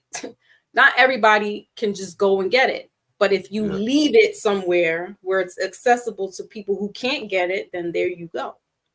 Same thing with the drugs. And I feel like the way what's going on overseas really doesn't have to do so much with what they're telling us. I have a feeling that it's more so about the drugs and the oil.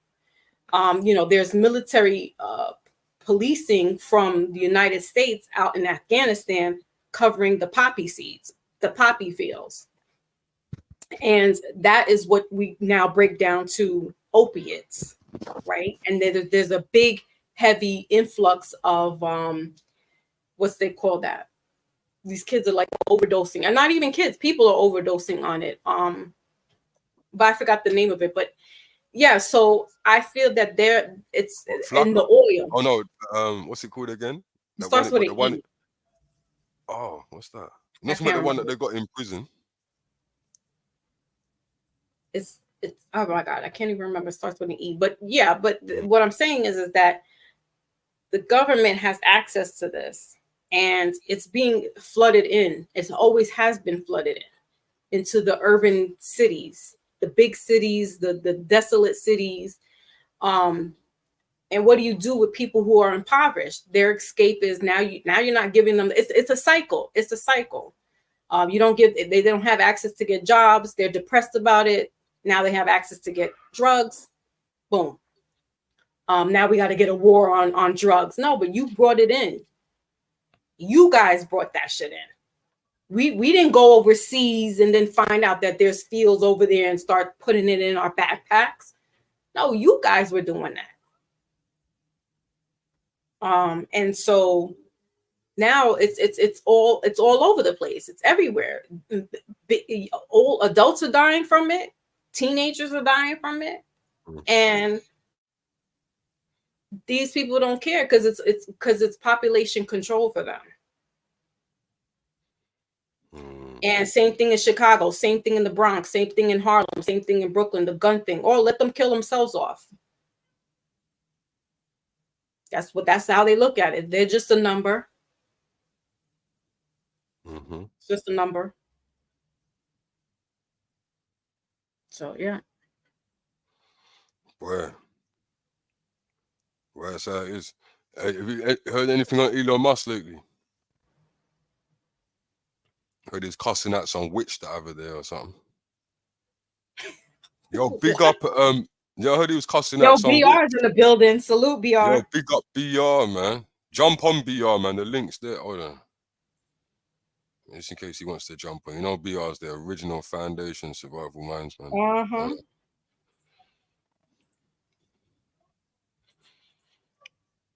I'm gonna put the link in there. Just in case anyone wants to jump on, the link's there, yeah? I just put it in there now. Still. Big up BR still. Did you lot see the ice cream and M? Oh my God! You wanna talk about that one, Peter? Yeah, that's a good one, B. That's a good one. That's a good bit. That brother's an idiot. Here we go. Idiot, bro. But I literally freestyle on my TV. One second. So Foxy, you asked me about this earlier. You say you're in the States, you don't know where I'm going. So yeah, my man's gonna run it down for you now. Remember the video that you saw me doing on Instagram? Okay. Right, yeah. Go on, the video. No, go. Oh yeah, let me find one still. Let me find one. No, you know what it is, Like, you got to respect him for that, respecting dancehall and being a dancehall artist and whatever, yeah. But don't ever in your life, as a white guy, think you could ever stand in front of me and tell me you're more Jamaican than me because you went to Jamaica last week. All right, so air the thing now. So apparently he didn't say that, but this is what. So I spoke to Minnie about it, right? Minnie saying to me, "Yo, but P, he didn't say it." And I said, "All right, cool." But I said, "It's not that. It's the energy that he had. If you look at the energy that he had when he's like, when he asked Queen, but when's the last time you went there? Do you know what that meant? Everyone knew what that meant at that moment in time. That's all I'm saying."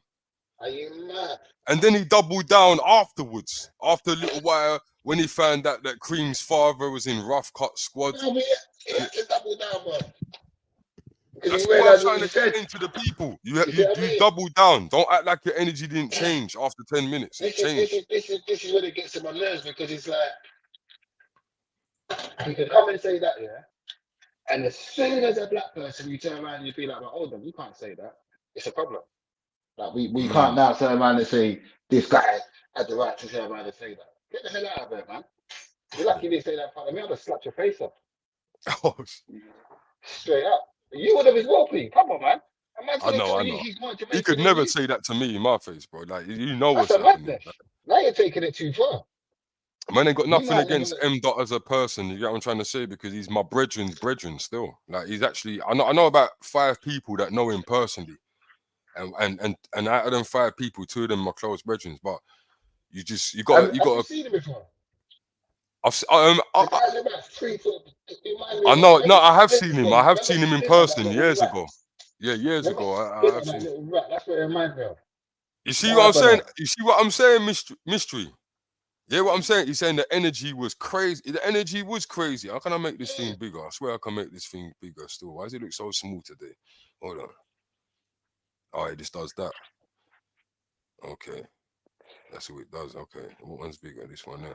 Yeah, so the energy was crazy. That's the point that I was making. Even to talk Yeah, man, you to took it too even far, the man. way he was talking. Like, do you really honestly think if Cream's man was in that room, that brother be chatting like that? But that's the thing, though, bro. He's so dumb. He Come on. probably would have.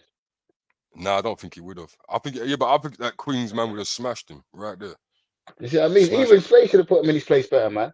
It's a joke, still. I know, that's what I thought. But Spray's a madman, though. You know the thing about Spray? Spray is a wind-up merchant, bro. He loves it. He says it. He says, Yeah, for but, the but it's because he's not clicks. Jamaican as well. You get me? Yeah, but he loves Jamaicans, man. But it's different coming from like, I'm not racist. You know what I'm saying? But it's different coming from a Caucasian. You know what I'm trying to say? It's just a bit different. That conversation. You know what I'm trying to say?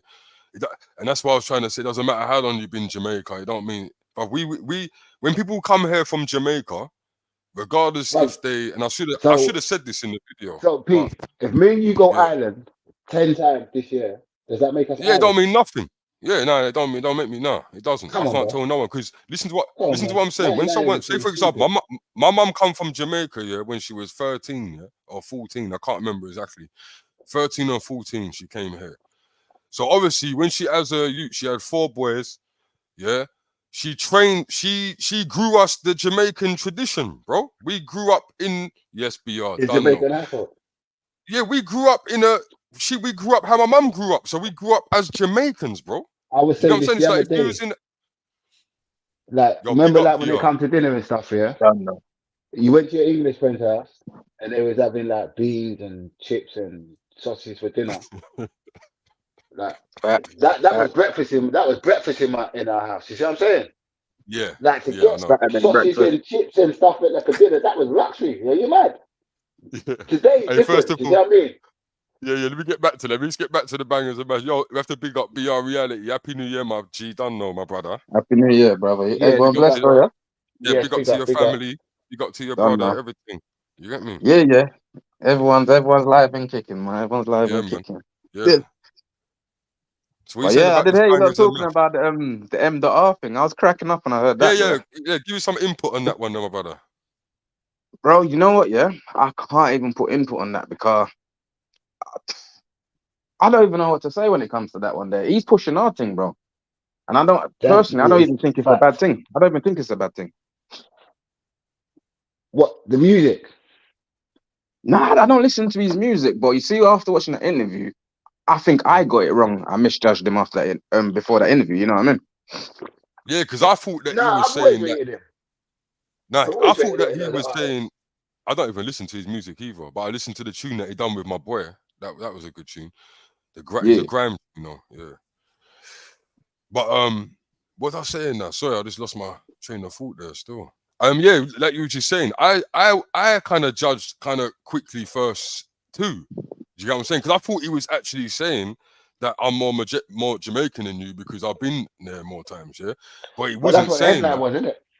No, yeah, because Spray's a joke, man, bro. That's what he does. He sprays on that, yeah, right. But the thing is, at the same time, Big up Spray. I like hey, his bruv, you show.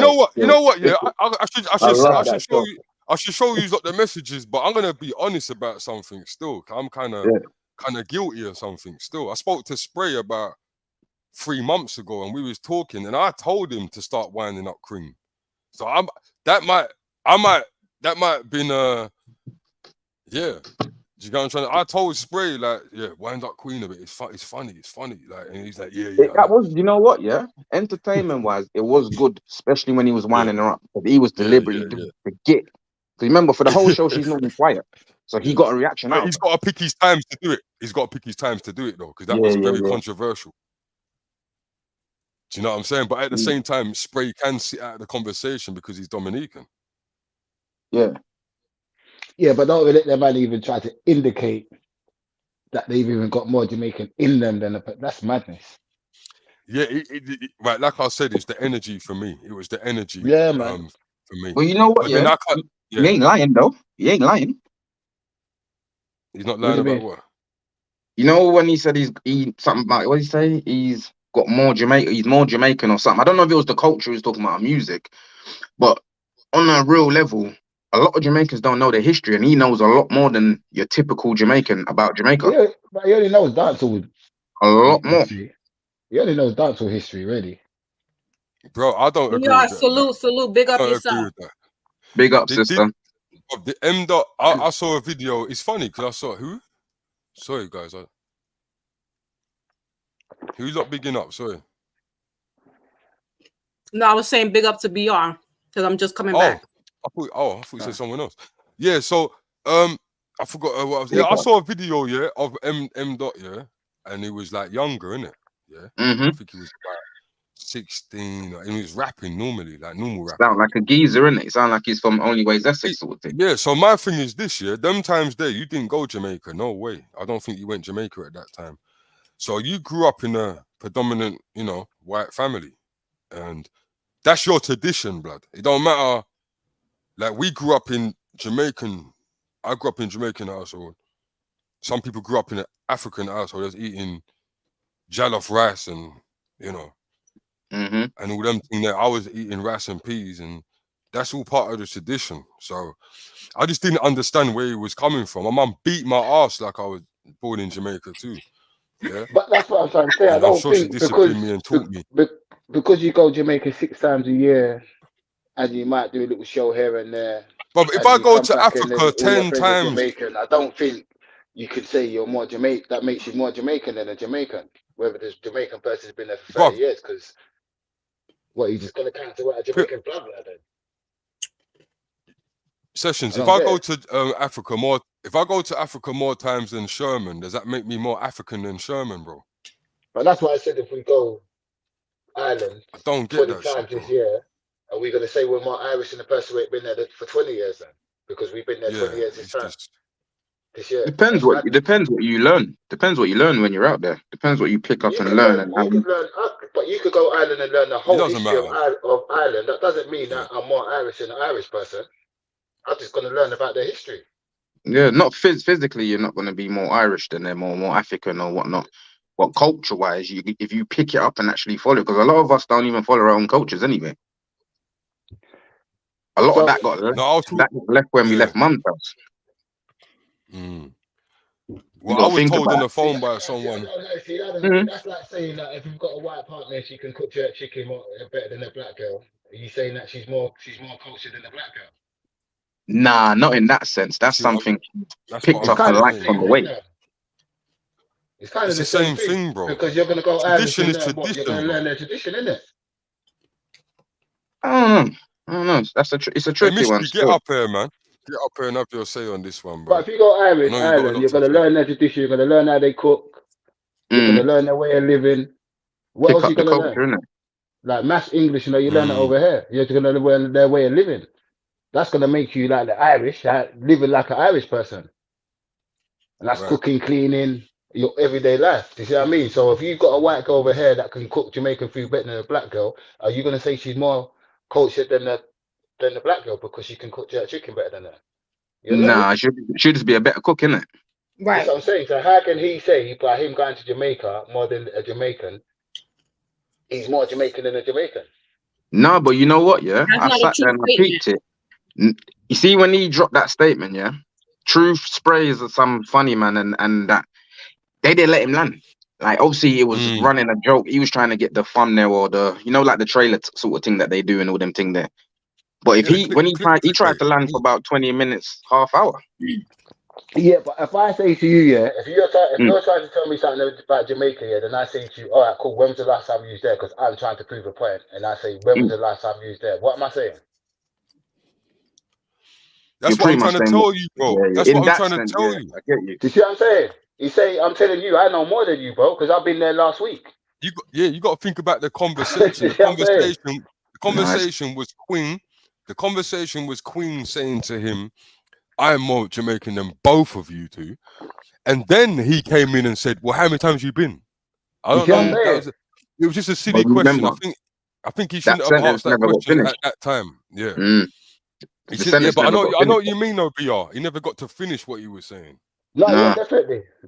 But it's like, you know when roadman talk to young G's and they talk about the road, saying that, like, you know how they want to be like they're more road than the young G's, but the young G's pretty much saying, well, because you've done it longer than me and before, it doesn't mean you're more. It's the same sort of thing as that, isn't it? Yeah, it doesn't mean you're more tugger. But obviously, when that's the thing with platforms like this, people get to speak on certain people's shows and that they want to hug the mic, so no one never gets to finish what they're saying. So when it actually goes out there to the world, what they call it is the context is all wrong, because I've said it, you cut me off, so now I'm left at what I just said without finishing my statement. You know what I mean? But with the end, I know what you mean. I know what you mean. They should have let him finish. Because I don't know what to make of me. Sorry? I said they don't know what to make of me, because it's different when you're over in the States. Like, I can't. So my mother's family, we're 3 generations in the States, but my great grandparents are from Jamaica. Now, I'll have a lot of Dominican and Puerto Rican men will start talking to me in Spanish. Now, my biological father is Cuban, so we're Caribbean. But then they look at me and they're like, "No, your mother's not black. You sure you Jamaican?" And I'm like, "No, I'm American, but my background, my ethnicity is Jamaican and Cuban." "No, you don't look like it. You don't look like it." That's how they're talking. So I'm not going to sit here and say I'm more Jamaican than the next person who's lives out there, but I understand my culture. When we all got together in family gatherings, we would have our food. We had peas and rice and beans and rice. We had pork and curry gold. Like, it was all of that. So like you understand it, because we're having that kind of discussion over here in the States as well, as far as who's indigenous to America, who the true black people, who's African, who's not African. Like, it's a battle. That's like, you have to do your genealogy, and when you know that, it doesn't matter whether you're black, white, Jamaican, Cuban, Irish, because everybody first and foremost was all melanated at one particular time and then evolved in different sets. And yeah, you got a lot of abo talking, a lot of indigenous, and they're saying, "No, we're not Black Americans, we're Indian." And you guys, you keep talking about y'all African, but you weren't there. And you know what? Truth be told, a lot of African slaves, before the slave trade, it was all indigenous people. But when the slave trade happened, with the Africans being brought over to the continents, they were brought mainly to the Caribbean islands and to Brazil and maybe Florida, and so not so further up. These things where the foundational Black American, where they're or the Pan Africans, where they're saying, "Oh, we're African too." No, I don't think you fully African. I think you more indigenous to America. Like, I got more African DNA than they do. Doing my genealogy, like, I can go back and trace that there's an ancestor that came from Ghana that was brought over from there to here. So I think people are not really doing that type of research. They've been told from a certain standpoint that yes, they're all African because they got the narrative that the Africans were brought over to the States, and there wasn't that many Africans that were brought over to the States. Like I said, they were brought surrounding islands. Exactly. A lot of the Caribbean Ocean islands, pretty much. Mm-hmm. And Brazil had a big influence. Cuba, Haiti. Exactly. The other one, I remember now. Yeah. So yeah, that's we're having that kind of conversation over here. Like there's this when they talk about reparations and they should black foundational black Americans should be getting reparations because their ancestors, the Africans, built up the country. No, you have to realize that not all your ancestors are African, that they're actually indigenous people. Remember, when the colonizers came over here, they saw copper-colored people. Mm-hmm. They were already here. You were already here. So a man was listening to, what's that? S Club 7. Yeah, it was funny though, yeah. See, if this country goes to war, you're going to see how Jamaican is when they send him over there first. Put yourself. He loves them more, He loves them more than the UK still. I believe that. Yeah, if he tried to fight him, us not to go. He was born in Kent. He's definitely British. Yeah. He's definitely going to go. See how Jamaican is then. So what you lot reckon he should drop the accent then? And drop the lyrics then? No, you know what? Because I respect him as an artist because he's good at what he does. He can do that dancehall thing. Do you know what I mean? But just respect us and know yourself. Don't get on these podcasts and try to come. Don't do that, man. Come on, man. You start losing respect. Because if we turn around tomorrow and everyone loses respect for him, he ain't got no audience, bro. So know yourself.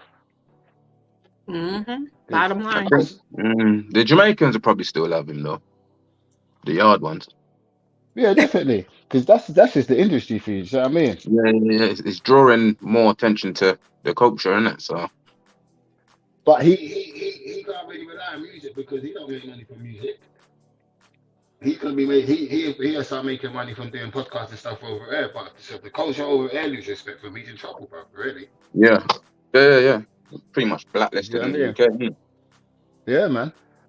But I don't think he done anything to get blacklisted, to be honest. I just think he just made a silly remark. You see what I mean? So what's the other brothers? There's another guy that what's the other guy's name? Is it Tug? I think his name's Tug of War or what is his name, man?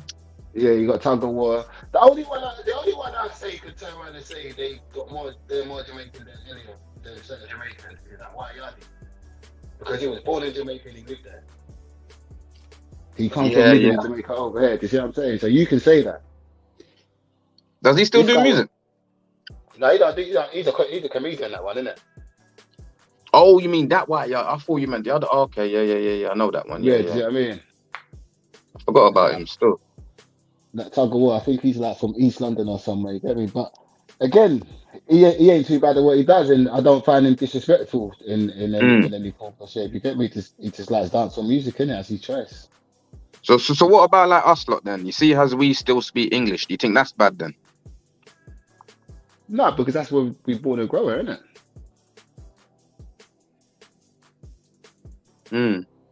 The thing with us lot is like a lot of our parents started talking English, where with the Chinese they kept Chinese and the Indians they get Indian, they taught their kids Indian with English. Well, our parents just adapted the English and didn't really talk Jamaican to us. Yeah, because the African brothers used to say to the yard man, them's lost our culture, bro. Yeah, we've lost a lot of our culture out here. I mean, so I think that's something the Caribbean's got to work on still. Bringing back that culture. Definitely bringing back man, living as a community again. Even how many generations? Sorry, BR. Yeah, go on. No, I was going to ask, how many generations are you in England from Jamaica? 2. I'm only 2, yeah. 2. Okay. And then obviously my kids are gonna continue it. So would you consider that person less Jamaican because they're 2 generations removed? Even though you still embrace the culture? Nah, no way. I think it's how you live. If you still live and adapt to your culture, where my family do. Mm-hmm. You see what I mean? We still cook the same. still probably clean the same. Still got. Do you know what I mean? Mm-hmm. Did you say clean the same? Yeah, you know what I mean. Yeah. Black families wash up and we rinse our dishes. English people don't. Wow. Just be that. Man said That's English. just fact. Wait, what? How English people don't wash up and rinse their dishes? If you go to an English traditional family, they don't rinse their dishes. They just wash it with soap and they put it on the side. Yeah, actually, you know what? Yeah, I take that back. I've seen that. Yeah, I didn't clock what you said. You know what I mean? The Irish wash the same way. They wash and rinse their dishes. Wash and rinse. You see what I mean? Like, I'm not saying there's nothing wrong with it, but that's how they do it. You see what I mean? So when I say cleaning, that's what I mean. You're never going to go to Jamaica and they just wash their dishes and put it on the side. Nah, even in my yard, I wash my own stuff, but even before using a cup, I still have to rinse that out though. You know, some people just raggle, they don't pick up a cup and start drinking from it. Our generation are probably the lucky ones over there because, like you said, because we're only 2 generations in, we probably it's for us to kind of keep that culture going, right? Because we're still going from our grandparents who was born in Jamaica, raised in Jamaica, come over and obviously produce us lot. You see what I mean? It's the only way the culture continues if we continue the culture. You think it's bad that you think? Oh, go on. Sorry. No, I was saying that's my sentiment. That's my thought. But some people try to, and it goes to colorism, right? So, looking at my complexion, you wouldn't think that I have that in my family, and even in my own family, I'm the freaking lightest one of them all. But I still keep the culture. But to some, it's like, oh no, you're too many generations out, and you know you're. Oh no. Yo, like straight trying to outcast me, and I'm like, you know what? Then get off my freaking land, then. You my grandma's the same color as you. Like, stop it. My grandma too. I still keep it going. It may That's be the thing. I think when you're light, everyone gets confused because I'm very light, and even growing up through the years, I had a few people say like, "Who's white? Your mum or dad?" And when I say none of them, they'd be like, right. They just assume, innit? They assume because of the assume I'm mixed race. You see what I mean? Look at my brother though. See what I'm saying? And I would, even if I had to see that your brother and I didn't know him, I'd probably think he was mixed race, bro. He's mixed race, yeah. You see what I mean? And then when you think of my brother Tyrone, oh yeah, Tyrone, yeah. You see what I mean? What about Lewis though? Lewis, you just kind of know he's mixed race, isn't it? But with Tyrone, it's funny because my brother Tyrone, all these family come from Westmoreland. We got the same type of mum. Yeah. So if you know Westmoreland, it's a part of Jamaica where literally the Indians were brought to. So everyone out there. So that's the thing too. People don't realize that there's a mixture in Jamaica as well, and they call them people coolies. Exactly. So that's what we call my brothers. But when you go to their gatherings, if you driving past, you would never think they were Jamaican. You would think they was Indian. Just by looking at them. Do you see what I mean? Right. Yeah, that's what Pops is like, bro. Yeah, trust. Well, your dad's coolie as well. Yeah. My dad's side is the coolie side, isn't it? Yeah, so like my grandma's like Foxy, and then obviously my dad's a bit darker, obviously granddad's darker. But then he's same thing, coolie, Indian hair, water on it. I don't know how he done the dreadlock, but he still did it. Yeah, man. But yeah, they come from that background. Still, I think Chinese is all mixed in with my grandma and all that as well. Yep. But didn't the dreadlocks actually start from the Aborigines though, I swear, first? Say that again? I don't know. Might be wrong with that. Don't quote me on that. No, forget what they said there.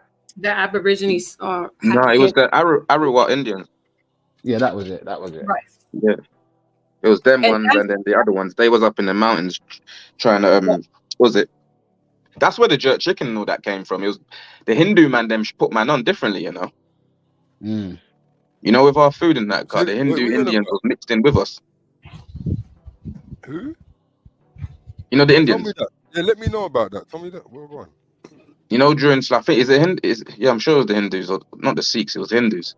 That's a lot of the Rasta religion is the Hindus. Yeah, it was the Hindus. Yeah. Their cooking style, techniques, certain flavors we weren't using when they came over, they bring it, and we clashed, and you know what I mean, our culture was created from a long time, pretty much. You know why that makes sense? Because the Hindus was the ones that had a lot of knowledge and a lot of books, and if people actually study the whole Hindu situation, right? I did. People need to understand that all these religions came from Hinduism. And that's where Rustanism is pretty much kind of formed the same sort of thing as that. Yeah. Same, the ganja smoking, the meditation, the cooking style, the whole thing. And then when you go into their history of Hinduism, then you see that they believed in aliens from different planets and flying cities, and it's kind of crazy, man. It's kind of crazy. They have pictures, I think, they have pictures with Krishna, and they got like flying saucers around in the pictures. Flying saucers, flying cities. They believe that this place was wiped out by a special weapon. Like everything was turned to rock, and it's kind of deep when you think about it, because like when I done the history of where religions come from and that, and I found that they all come from Hinduism. Then you think about things like yoga, and you think meditation. That's all taught by. So it wouldn't surprise me, bro, if they came out with the mad recipes as well. Like everything, bro. It's just what else was it? There's meditation that. So then what are the main people of Hindu, like, it's mad still. It's like everything's just been written off, innit? They don't even teach them. No, well, we had Christianity too, because you remember, you got to think how the ones that was in Jamaica was already there, but the others that came there, they came there with a Christian culture, forced in as prisoners. But then obviously the Asians that came in, they came in with their culture, and it's, you know, you got to think, am I going to believe in Christianity, or the people that's brown like me, they have another god? Do you want to jump ship or what? Where you doing? That's all you see in Jamaica is Christian churches, isn't it? In Jamaica, the amount of Christian churches. Yeah, bro, there's mosque in Jamaica now, and I was shocked when I saw that. Yeah, I was hearing that still. I didn't even know Jamaicans, apart from here, I didn't know over there Islam even existed like that. It's funny because quite a few of my friends last year took their shahada, you know. A good few of my friends last year took their shahada. Yeah, in this country, I know loads of men that took their shahada.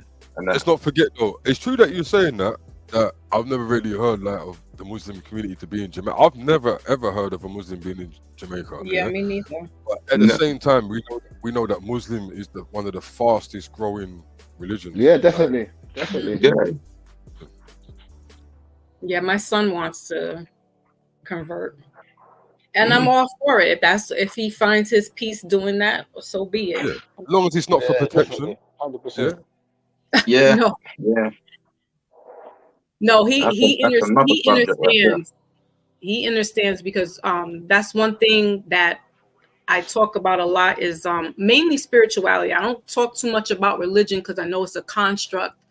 And we had this conversation the other day, Brother Peniros, on here. You know, with like the religion is the whole that keeps you, right? But when you evolve, spiritually speaking, nothing can hold you down. So find him doing it. I mean, you know, if you got to find your peace one way or another, so be it. Like I said, but there's rules and regulations to that all. Whenever you go and dive into these religions, they got their own little rules and regulations that you can and cannot do. That I'm not a conformist. I don't really like. I can't do it, Fox. That's why I can't do it. I can't have no one telling me to do nothing. Yeah, like I did once upon a time I was gonna convert to being a Sunni Muslim. But I didn't grow up that way, and so I had a hard problem when the brothers would give me the books to read and saying, "Oh, I gotta stay away. I gotta step 3 feet back from my man, and I can't sleep in the bed with him if I'm menstruating." And I'm like, "What? Like, this is bananas. I'm not with that. Here you go. Thank you for the knowledge. I'll pass." I didn't grow up that way, so I cannot see myself behind a man. I'm not subservient. We are equals in some ways, but I couldn't see me being, you know, treated that way, and I left it. I didn't pick it up no more. I didn't want to read any more about it. And you know, Christian, I mean, I was baptized as a Methodist. My whole family, looking through my genealogy now, I'm doing more history and research. I got family that's in England that I'm looking to see where on my great grandmother's side. and they were nonconformists, so they were Methodists as well. And when they did their baptisms for their children, they didn't want to conform to the Catholic ways and stuff. So I guess it's always been in my genes not to conform to one thing or the other. But religion will keep you stuck if you just look at it and stay surface level, because we're spiritual beings. And I think that's in Hinduism, like they get it, like they are above the religion. Like it's more of just being a person and being in tune with the higher realms, as opposed to, a man dictating over a pulpit. No, you shouldn't do this. No, I mean, you shouldn't do certain things against humanity. But I mean, man, them Christian people, they go drink on Saturday, go to the club, and go roll into the church the next day with their outfits on that they was just in the club at. You know what I mean? Yeah, all religions do that one though. All do that. Yeah, that's what I'm saying. Like, so miss me with the religion. Like, you're not better than me. And I told my son, I'm like, you can't drink, you can't smoke.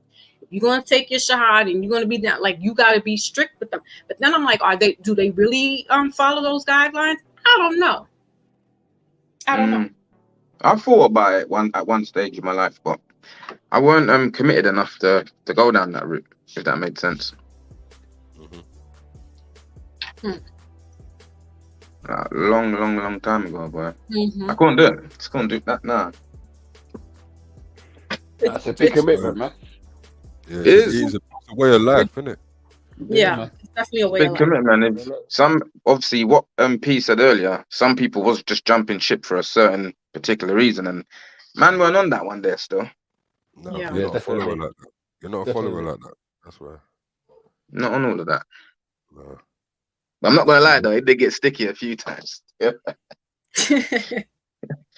No, I got peak the early 2000s, like 2004 and 5 and 6 and them times there. It was serious, man, if you weren't part of that. Wait, up your them side there? Yeah, I'm on that side, yeah. Most of my son's friends I remember. Certain man got pitched, I remember. Now go on, bro. Yeah. Go on, Sessions. No, I'm saying most of my friends' sons are Muslim, but they're like born Muslims. They take it serious, man. I like it still, but they keep my son on a nice vibe, if that makes sense. No, it's definitely got discipline aspects, bro. That's why my son wants to be. It kind of keeps my son. How old is your son, Session? 18. Okay, my son is 25. Yeah. So and he's looking for that. Like, he's looking for the discipline. Bro, do you worry for you? I know, obviously you do because you're a father and that. But do you like worry because he's at that age like where potential problems? I know it can happen when you're younger. Do you worry a lot about that? Yeah. What do you mean going out and stuff? Definitely. Yeah. Because my kids ain't at that age yet. But when it comes to boys, even if you just dress in a certain way. Absolutely. Potential. And that's what I say to my son. I'll say to my oldest, because my oldest is 25. Yeah. Just to be careful, man. Keep your eyes open, and if you can avoid it, just avoid it. Do you know what I mean? Because as a dad, you want to be there 24/7 to protect your kid, but you can't. Do you know what I mean? And one thing I found out is that you have to kind of let them spread their own wings, otherwise they'll sit there just worrying all night long. But yeah, don't get me wrong, it's scary, man. I've lost a nephew 2 years ago to that at the age of 16. Where? Yeah. You know what I mean? So with my son, I'm double overprotected, but I get to the point where you can't cotton wool them up. Do you see what I mean? Because either way, they've got to just face their own reality in this world.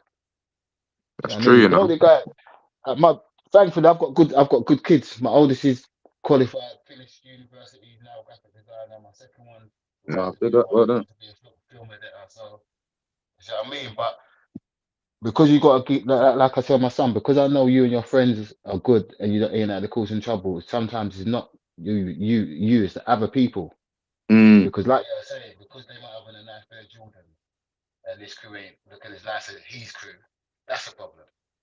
You see what I mean? Problems start from silly things. So you have to just kind of keep them aware, but yeah, man, all we can do is help and play with your kids, man. But yeah, it's definitely Like I've got a 15-year-old daughter, Yeah. and God, that's worrying. Yeah, same. My daughter's almost there. She's a few years from it, but she looks it.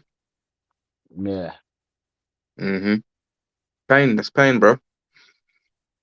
Yeah, it's definitely, I definitely feel the same way. Like for my son, like my daughters, I worry about them, but my son, because he fits a certain profile.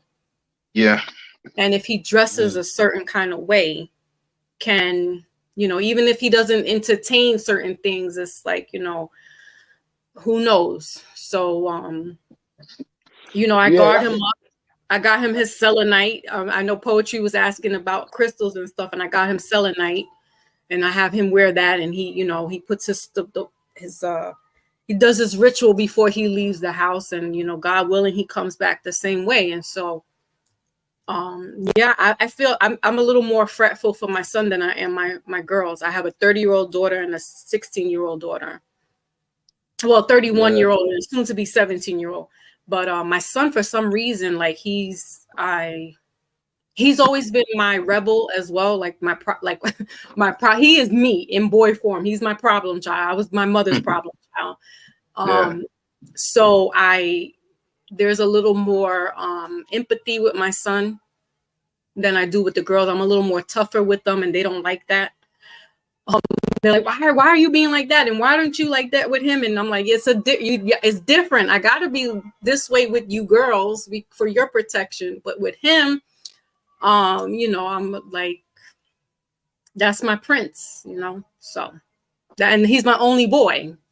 So, no, not that he gets special treatment because he's the hard head of the crew. But, you know, I feel there's a little more empathy with him because I feel like he struggles a little bit harder than the girls do. So, I think boys find it a little bit harder to find their way in life than girls. Right. Girls kind of like they know what they're kind of doing and go for it. Boys kind of go through a few jobs. I went through a good 3 or 4 jobs before I actually found something I enjoyed doing. Where my and the sisters girls were are not stereotyped. They're not stereotyped the way the boys are, especially melanated boys. So they have it's a little harder path for them to go on. And I have my empathy for all the young men, boys and girls that are melanated because they have it a little harder. Just a little. That's not to say you can't make it big, but systematically there's an oppression. Yeah, definitely. I think it's the same just being a black person, to be honest with you. I tell my son that all the time. You gotta be here, man. Just make sure you've got to do what you got to do. Don't think there's no one better than you in this world. You know what I mean? I just don't have that mentality that anyone can do anything. Sorry? Yeah. Can you hear me? Yeah. Go through. So I just unmute my mic. Yeah. So go on. Oh, no, yeah. Yeah, do you see what I'm saying? It's hard being black out there. It's not a joke, man. But it's like, I tell you. Like I heard man say earlier on, it's like you can't really hold them down too much because you can't be there with them every minute of the day anyway. So it's like, right. No, that's it. It's impossible. Do you know what I mean? You know what? Yeah, I had a question that I was gonna ask as well. Yeah, you see, because me and my man them was talking the other day about it. So I want to see man them's views on this one. Phone quick. And pretty much, yeah. I don't know if you lot saw the instance where the young boy called his dad and his dad passed and that. You lot see? Remember that situation? No. No. You remember on the bus? So some older guy was. Oh yeah. The shanking situation. Yeah. So you see, like in that situation, like what do you guys think? See, if your kid's in trouble, who do they call first? You, police, or how do you look plan that one out? Well, I've always said to my sons that if you're too far from me, call the police. Yeah, and that's what I'm teaching my girls. I said, call them, make sure you get back and let me know. Send us locations and that. But whereas when the police is around, they can most likely get there before you get there. Yeah, and hopefully, like me, I ain't trying to raise no road youth. Not at all. You see what I mean? So call the police. No, we're not trying to raise no road youth because we know better, because we've been through it and we know, you know, that's just not the way really. for the future. You know what I mean? So definitely not trying to raise anyone out there trying to raise a road you there's something wrong with your head. Right. In this day and age, in this day and age where they're dropping as well like that, nah, man. Some parents act blind and stupid though, bro. Yeah, like we can't stop the youth from turning road to a degree. Yeah, definitely, because every child, like everyone else, they all get to that point where they feel like they can test you as a parent. Of course, it's natural. You see what I mean? Definitely, and that's when you really got to put your foot down and be like, hold on a minute. Like with my oldest one, I could see his attitude at one point. I could see his group of friends he was choosing, and it got to the point I had to be like, yo, you better make your mind up. The other one go left, you want to go right. You know what I mean? But I'm guarantee you better just pick the right turn.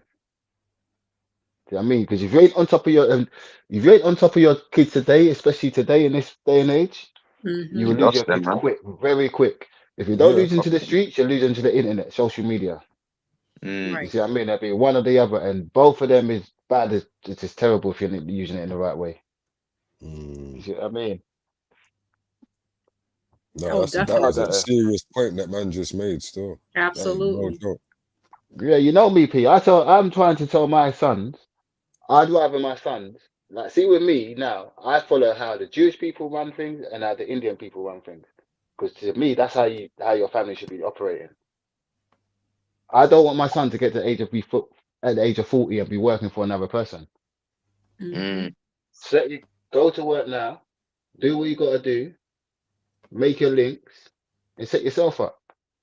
You see what I mean? Plan. Because nothing's going to happen overnight. But if you're consistent and you really want to do what you want to do, it will happen.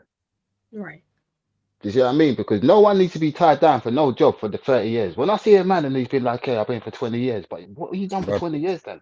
You've just been paid every month for 20 years. It's crazy. Do you see what I mean? While your boss is away on yachts and doing this and doing that. Money went up £5 in 20 years. Do you see what I'm saying, bro? I'm not saying there's nothing wrong. I'm not saying there's nothing wrong with that, because if that's how you're getting through life, you're paying your bills, went through that, bro. No, everyone's got different minds. Everyone's got different. I went through that. I know what that's like. My mind is like, there's more to life than that, man. You see what I mean? Like, if you could achieve that little bit more than what I have, well, I would love that for my kids. You see what I mean? I would love that for my kids, because I believe we're all kings. And if you're a king, do what a king should do and be your own boss. You see what I mean? You know what it is that our parents, there's this thing where people are blaming like the boomers and the Gen Xers. And I mean, most of us on this panel are Gen Xers.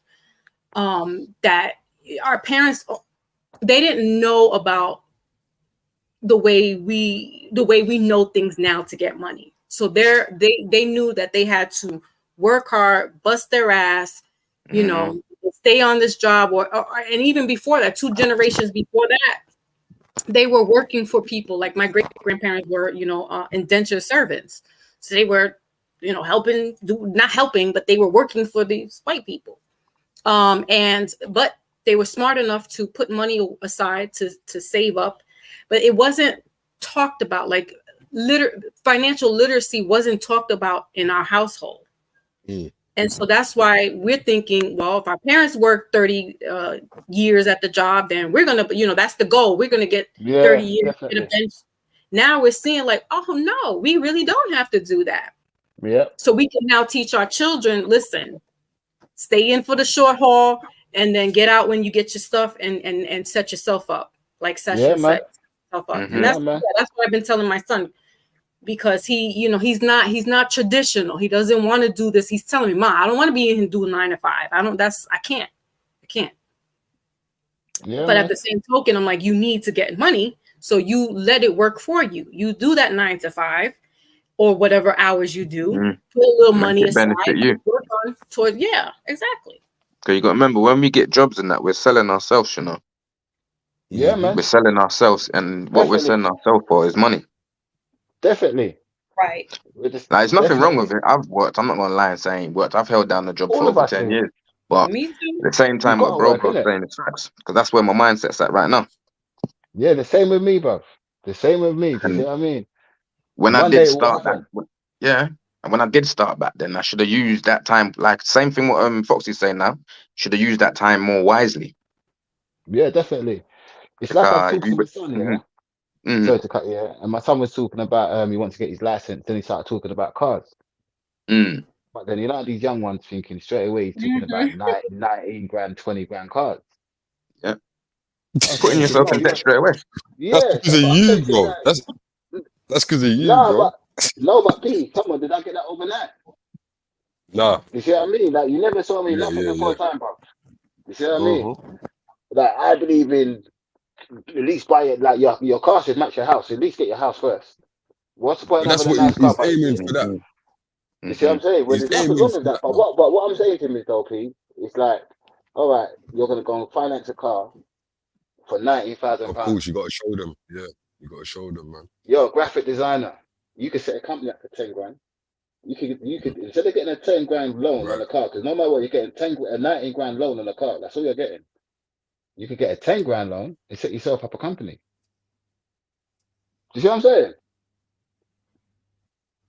When he sat down and he thought about it, he was like, right, yeah, because you can do that, you can do that. Now, I'm not saying to do that tomorrow or next year, but just think about it. Do you see what I mean? Because why would you Yeah, pass your of test course.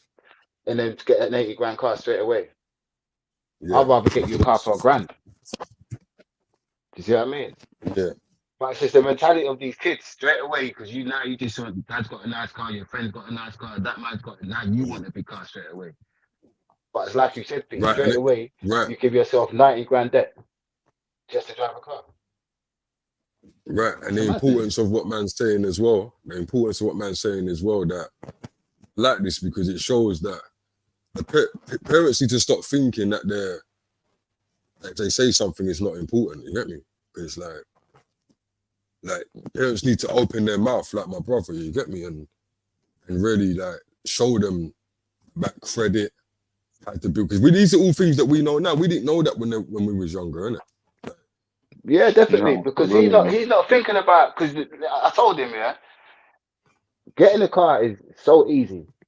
Any one of us can wake up tomorrow and That's pick the a easy car and part. get a Yeah. car. That's the easy part. Maintaining the car maintaining it. is different. Maintaining it. You see what I'm saying? And that's what Mm. these young ones don't think. They think when they get this car and it's going to drive and nothing's going to go wrong with it.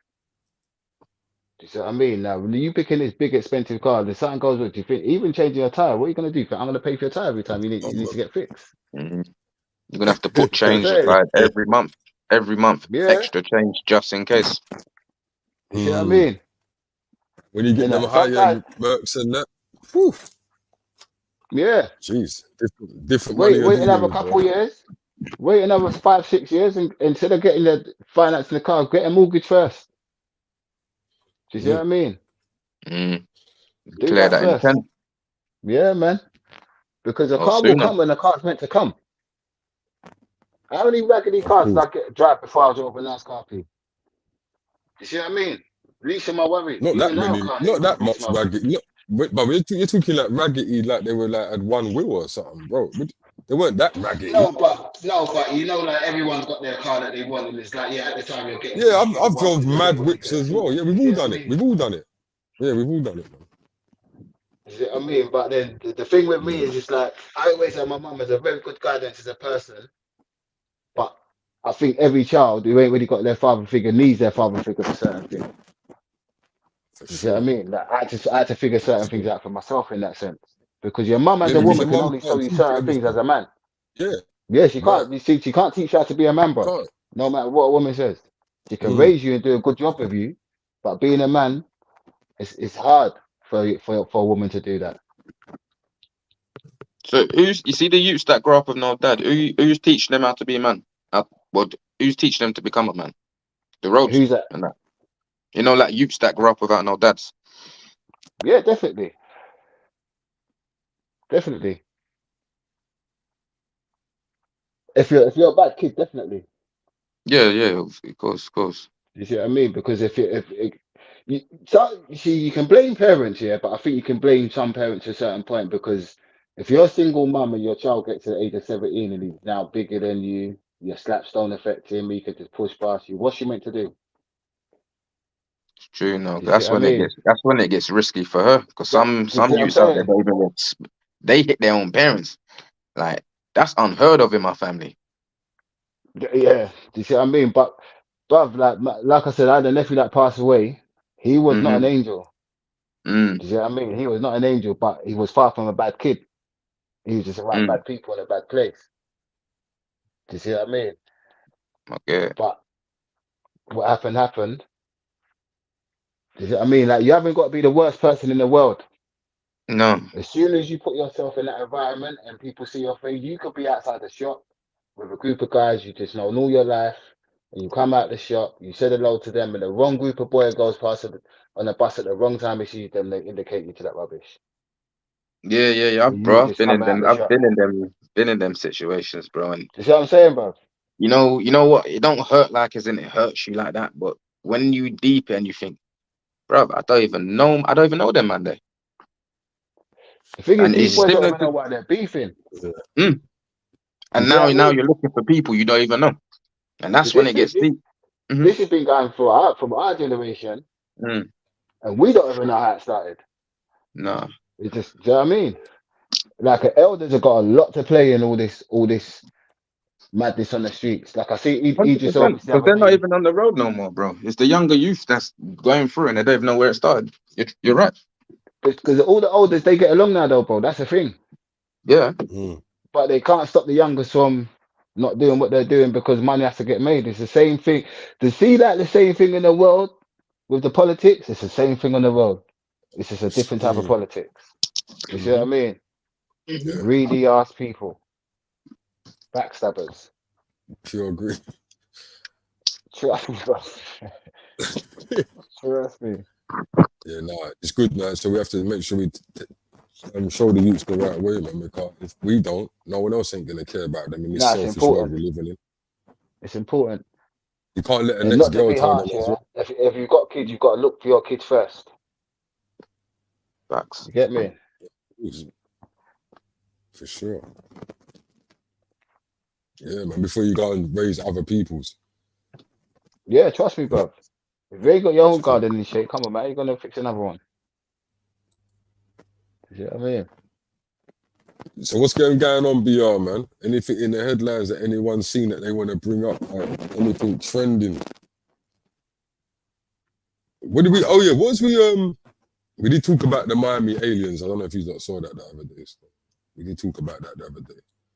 That was quite interesting. But there's bare messages. Hold on, check this out. Poetry. Let's go through some of these messages. The mixing from history has caused a lot of ignorance till this day. Original dark Nubians, the lighter berries matter too, though they have psychological tried to divide us. Yes, they have. It's a big division. That's what it's all about. You know what I mean? Religion is an interesting topic. The Rasta told me that there is a place where they go on their mission. It has a richer history through Haile Selassie. Okay. That's why it all came from somewhere. Originally, religion means way of life. True. It was a way to guide others through war, etc. At time has gone forward a weakness. And that's true because do you really think that the creator, if you believe in the creator, would just give like different sets of religion to different people? Or would he just do it as a whole? You understand what I'm saying? Depends where you come from in the world. We all speak different languages, so of course our religions are going to be different. No, but I'm saying if the creator was to give us directly the religion, he would be giving it to the people that he made. So there really should be only one religion, if you understand what I'm saying. But if you're saying the religion is a way of life, then it's obviously something incorporated in one's life to try and have an understanding or walk a certain way with discipline. You understand? Like martial arts. Okay. So yeah, so we covered oh yeah, let me show you let me get your opinion on this. I'm gonna get BR and Session's opinion on this video that I did play the other day. Still,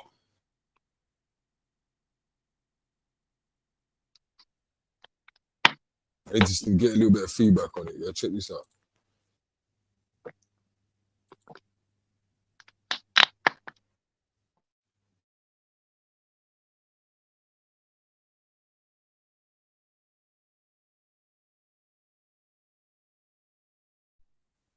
Is it not playing properly? Is it me? Or is it playing properly?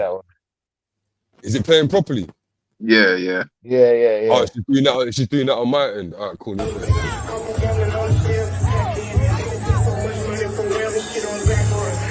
Try by dancing with his mom.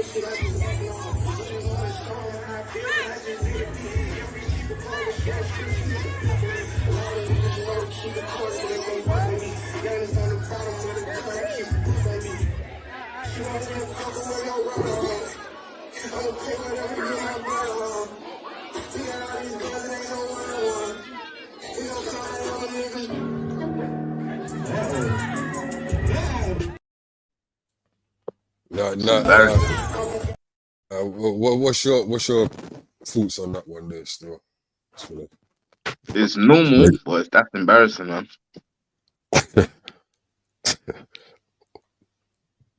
Has any of you not ever done that in front of your children?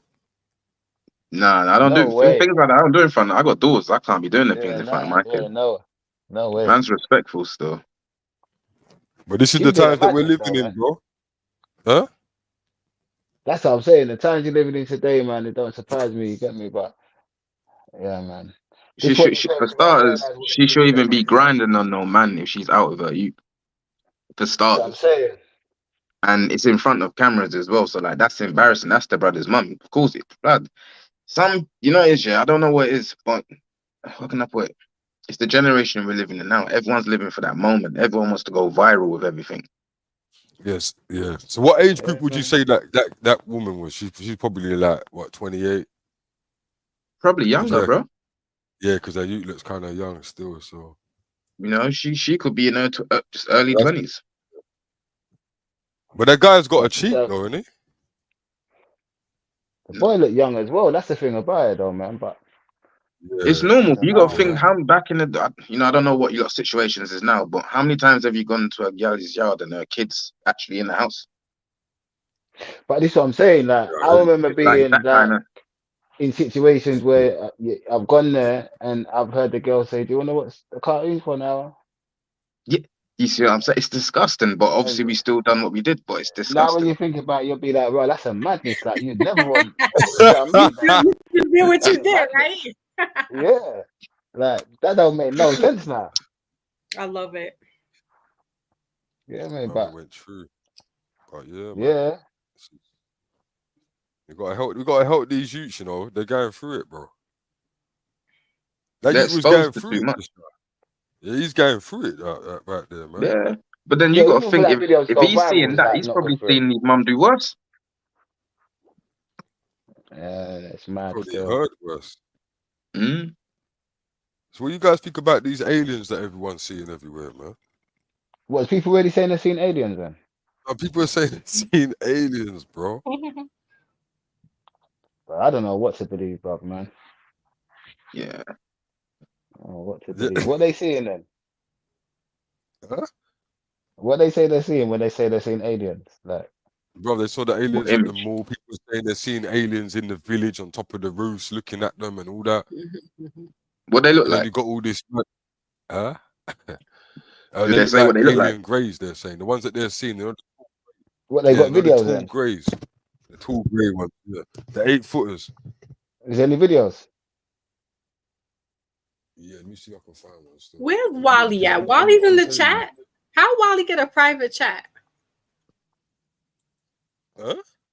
I don't know. Wally sent a private chat. Is Wally on the back chat somewhere? He is, Hold on, he's at the bottom there. Oh, hey, yo. My bad, Wally, man. Bro, you know what it is? It's a good thing that Foxy just see you down there, because I had to scroll down to see you on my screen. What are you saying, my brother? No, what's going on? What's going on, bro? Is there anything that you heard that you want to put a little bit into? A little bit of your mind Say that again? Is there anything that you wanted to give a little info on? Well, as far as the thing that you just talked about right now, as far as the woman, I mean, I doubt she's in her 20s if that's her kid, because they pretty much said that that's her kid, right? Yeah. So, I mean, that kid don't look like he's like anything under 10. Yeah. So what are you trying to say? Yeah, what? So what they had? So what you think? 30s? That's early 30s. Yeah, early 30s. Yeah. But do you think that's 30s. Right of her to do that? Are you crazy? Hell no. It could have been a funeral as well. I don't know what that is, but for her to do that in front of him, or at least in that area, knowing that he's there, right? But she's with the business. Yeah, she's not going home with her youth that night. What? What the fuck? She's leaving them with the auntie so she could go slap. Nah, man, what? You can't do that after you bust a cry like that. That's a violation. So she'll buy him some McDonald's and call it a day. Nah, that kid will be remembering that for the rest of his life. That boy. What you saying on my brother Wally, man? Where you calling in from? I know I've spoke to you before at Foxy's. I'll show you. Yeah. I remember we was all talking on Foxy's channel, man. But where are you from exactly? Florida. Big up Florida. Seen any aliens down there? Any aliens down there? I haven't heard nothing about no aliens. I mean, as they like to say, there's some aliens, but I said this: if there was aliens being seen, what did they do? What did they physically do? Did they teleport some people into the sky? Did they take them? Yeah, that's a very good question. Still, that's why I be like, I don't hear none of that BS of aliens. So you don't believe in aliens, Wally? I'm not saying that there's nothing outside of here, but when they speak on aliens, I don't hear that, because as much as video proof as they quote unquote say that there's aliens, I mean, you barely see them do anything, let alone teleport people. I mean, yeah, because they weren't there for nothing. I mean, right?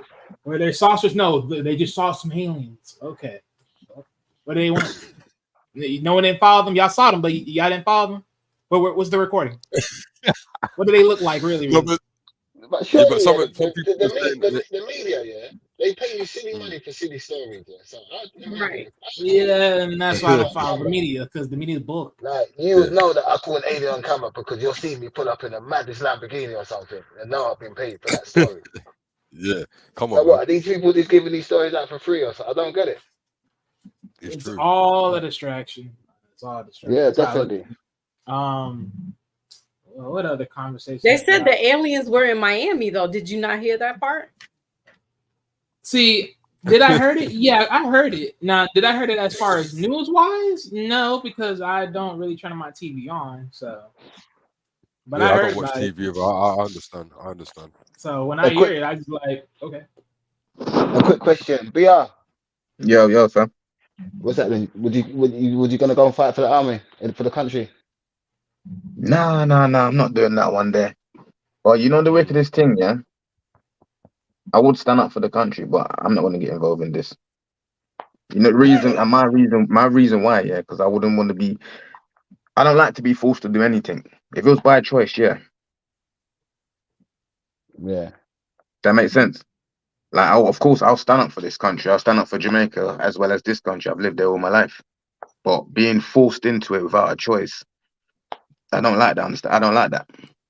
See, to me, yeah, I don't look at it like standing up for the country. I just look at it like they just want you to fight a war that's got nothing to do with me. As me personally, I just don't feel like I've got nothing to do with this war, but this whatever beef you and this Russia's got going on, it's got nothing to do with me and my little family. Not this war, what's going on now, but if it was a serious thing, of course. I was saying to Peniros, like I think that will cause a World War III. What, the forcing of people to do without... You're right. After what everyone just went through in the world, right, with that bloody virus thing, yeah, you're right. That will cause a madness. People be like, what? I'm telling you, man. Serious? Like, how much people passed away during that thing, bro? How much people lost their parents and shit like that, bro? Hey, bro, that shit. Crazy. You know, Britain and America, they're bullies. They will start telling other people, "You gotta come and back us, bro." And then Russia's gonna have their people that want to back them. Like, it's not gonna be a one-sided thing. Not in this war, but would you fight for the UK if there was a war coming? Nah, man, I'd want to stay and fight for my family because there'll be enough madness in the streets of where we are as well. No, of course, that's what I mean by that kind of war. Not go abroad, but if we're getting invaded, would you defend here if you had a chance to protect your family and that? What do you mean here? As in the land? Yeah, the actual land. Yeah, well, No, I'll defend my space. I'll protect me and my family. Like Yeah, that's what I mean. my So family to live you're with willing to fight for your family, so you're protecting. That's what I mean. You're protecting your 100%. Space though. Yeah, and whoever's around my space, yeah, that's. I'm not fighting for no Buckingham Palace in a man. Right? No, because you got to remember, the UK's army can only stop so much. Once they break through that, now that's when we really have to get involved. Yeah, now, and they're our gonna let families them are at do it risk. as well. And people, I just know this as well. Listen. They're gonna let them do that as well. Listen, you get people over here popping up in this country alone. Come on, man. They're here already. That's what I'm saying, bro. That's what I'm saying. That there's gonna be a madness kicking off over here anyway. You think they got people over here already? Yeah, 100%, bro. Yeah, I mean, That's it's what gonna I'm be telling enough to protect in this country, let alone leaving anyone going to know Russia. Mm-hmm. Yeah. No way. They've already been planted. They've been planted already. Trust me, bro. Yeah, but the And on thing is, top of it, I want people to understand that Russia's not the enemy, though. That's the whole thing, though. Like, it's not like I don't look at him like an enemy at all. no, they're not the enemy, bro. They're not the enemy. And if you want to go to my page and look at the video that's up on my page at the top there. It's about Putin and about why they don't like him and what he's been doing. Yeah, you'd be very surprised. Do you think he's corrupt? Huh? Do you think he's corrupt? No, he's not corrupt. I think that all nations are corrupt to a degree. But I just feel that Putin's a man who's just not down with what they want to do. And that's all it's really about, bro. Like, they want to have this one currency government thing, New World Order thing. And he doesn't want no part of it, bro. Mm. And on top of that, the US, I'm talking way too much, but forget the US, yeah, they're friends with some people that they call the elites, that kind of above the elites. And Putin's been taking them out. And this is what people don't know. Putin's been taking out their demonic friends. And they told him to stop doing it. And he said, hell no. So it's deeper than what people think it is. Do you understand? So that's why people have to do their own research before they even think about taking sides with anybody. You shouldn't be taking sides with anybody anyway. But yeah, all the man them that went down to the statue. Yeah, you lot go and get on your camouflage and go over and fight for your country, man. If you lot can fight for all them BNP, EDL, West Ham, Millwall, all of them boys, go get on them planes, man, and go. Go. If you can fight for statues, you can fight for your country, man. Goofy ass. Yeah. Hey, Wally, would you fight for America? Have you got? Hold on, Wally. Have you got straps in? Have you got guns in Florida? What's the gun laws for Florida?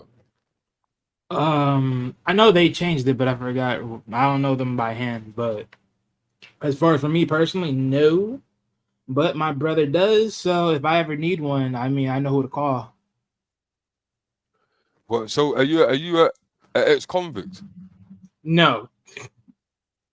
So you're not trying to get your own license? I could if I want to, but right now, no. I don't. Okay, you're not into that. That's cool. Can you use your brother? Everyone's thing. Can you use your brother's being your brother's license, or is that just like? No, you can't. That's why I don't understand. You're gonna get yourself in trouble. You have to say your brother done it, innit? So, but I don't know. If I was in America, I'd have about. No. Well, yeah, you're talking about that. No, I think they changed the licensing play. I think they changed it here in Florida. So that's what I'm telling you right now. Because, I mean, as far as I know, because like I said, they changed a lot of things in Florida for when it comes to the gun laws. So that's why I don't know everything for sure. But like I said, if I ever were to need one, if it ever came to that case, but it's like at the same time, it's like, well, yeah, cool, yeah, but like I said, like I don't have it now, but that doesn't mean I won't get one later down the line. It's just I got other priorities. What requirements do you need to obtain one? He's not sure. Pretty much, you have to do no. The requirements for the gun license, I'm pretty sure you just got to read the book, and then that you just do the test. Okay. Yeah. Yeah. You can't have too many. What makes you want to? What makes you want to get a gun license? Yeah, you can't be a felony. What makes me want to get one? Yeah. But if I lived in America, that's of course legal stuff. That's it. Just the legal coverage, pretty much. Anything. Yeah, of course, brother. But you be in a place with all them straps and not have a strap. That's crazy, bro. Well, hey, look, I say it like this. I'm not saying. Well, yeah. Buddy, I'm just saying in general. Like I just don't think that's a smart. I don't think that's the art. No, I get exactly what you're saying, but at least for okay, I put it like this, right? For the household that I'm in, they, my parents don't believe in the whole having guns. They don't believe in that stuff. They don't believe in having guns in the household. That's good. That's good. Yeah. So for them, it's like, you wouldn't. I wouldn't have it here. So if I pretty much have to have my own, location, then separate off, and then be able to do that on my own terms. But yeah. Okay, can you open carry? That in? Can you open carry? Like, can you just have it like in your car and drive? I swear, like in Texas, you can just. No, I'm gonna read you. I'm gonna read right now. It says to be eligible for Florida concealed weapon or firearm. It's got to be you must be 21 years old or older. You must be able to demonstrate competency with the firearm. And it doesn't say anything else. It says ineligibility, physical inability, a felony conviction, having adjusted within or sentence suspended on a felony or misdemeanor crime of violence. I don't have conviction for a misdemeanor crime of violence in 3 years, a conviction for violation, a record of drug and alcohol abuse, 2 or more DUIs, convictions, failing to provide proof of proficiency with the firearm. Yeah, so there's a lot more. Yeah, it's a lot more. Yeah, because you always gotta. What's the word that they always use? I don't know the word, but okay, they always gotta verify you. You know what I'm saying? So they don't want the wrong person to have the guns in their hands. Right. They don't want no blacker smokers with no guns, bro. Right. Domestic violence, anybody who had a dishonorable discharge from the armed forces or be a fugitive from justice. Well, that sounds like a lot of people that's out right now. Yeah, but most of their guns are pretty much illegal. Exactly. Sounds like the whole police force. Yeah, but they got those bypasses. Right. Oh Lord. And then New York City, they have this thing called ghost guns. And I'm sure it's other places as well where you can buy parts to make a gun online. So it's like doing a Lego building kit of a gun. Pretty much. And it's hard because there's no registration number on it. So there's a big task force on it because they can't get these guns off the streets because it's hard to get the registration and get them off the streets that way. Yeah. This is why a lot of people are fighting these. Well, they're fighting gun organizations because they're wondering where they're coming from. Right. But real quick, I know Peniros, you asked me before, would I fight for the country? Yeah. Oh boy. I mean, honestly, I would say this. No, because personally, this is the one thing. I don't like fighting for people's ignorance. And that's one thing about this country. You would think you're going to go fight for something serious when reality is just nothing but a play. And it's like you're pretty much sacrificing yourself for their own benefit, which really ain't your benefit. Because really, 9 times out of 10, you're going to go to someone else's country. You're going to go probably shut up about a bunch of people, take away men from families that really you shouldn't have never done it anyways because it's only because of America's propaganda. So, I never believed in the whole thing of war. But then again, because of this whole way of how, if you don't do it, you're a traitor, and then all that blah blah. But but when you think about it overall, it's like, well, shit. It's like me and mines versus the world. Well, I guess I got to choose me and mines. That's it, and that's a smart way of thinking. Yeah. I've got to go, So yeah, I'm just gonna shut off the live anyway. We've done nearly 3 hours now, so man, that was good convo for people, man. Yeah, definitely had a good convo today. Thank you for everyone in the chat. Big up Poetry Motion. Big up Foxy. Big up Latoya. She just messaged me just now. She said big up to everyone. Big up Wally. Sorry, bro. We've been on like for ages. Are you no, on I was Instagram? listening in. Huh? Am I on Instagram? Yeah, I'm on Instagram. All right, I'll put your Instagram in the back screen now for me, and then what I'll do, I'll add you. Then every time I go on the show, I can send it straight to you. You know what I'm saying? All right, hold up. Yeah, big up BR for jumping on. Don't know, my brother. Don't know, bro. Sessions, Foxy. Yeah, man. Had a good show. Yeah, man. Today, but everyone, when should we do the next show, Foxy? Don't know, brother. Yeah. I don't know. It's up to you. I might not come. Might not be able to come on with you. But if you do your next show and it's up, I'll come through. But I don't know. What do you want to? We could probably do it next Thursday. Next Thursday? No, I'm doing it way before that. Oh, you doing? Oh, okay. My bad. Yeah, no. If anything, all right. All right. So what? Wednesday. I'm not doing it Friday. It's not happening. Yeah. So it's probably going to be a time on the weekend, maybe Sunday. Okay. And then I'm going to do another one again on Monday. Hold on. What day am I not going gym? Whatever day I'm not going gym, I'm doing it. So no, Tuesday. So it'll be Sunday, then Tuesday. You know what I'm saying? Then Thursday, yeah. So like that. Well, stay tuned, everybody. All right. So what? You'll get the message. Oh, don't forget, you got to put your information in the community section, so that's how people know when you're going live. Yeah, don't forget. Yeah. So definitely don't forget to keep checking the community section, and because you never know, something might come up, and I might want to do a show in the next couple of days. You never know. So yeah, you always popping up, just like I pop like up. I can't be routine anymore. Yeah. I'm talking big talk right now. Like I better make sure I stick to it. Right? Yeah, people gonna be looking. Big up sessions all day, man. Nah, big up, bro. Big up everyone, man. Yeah, big up yourself.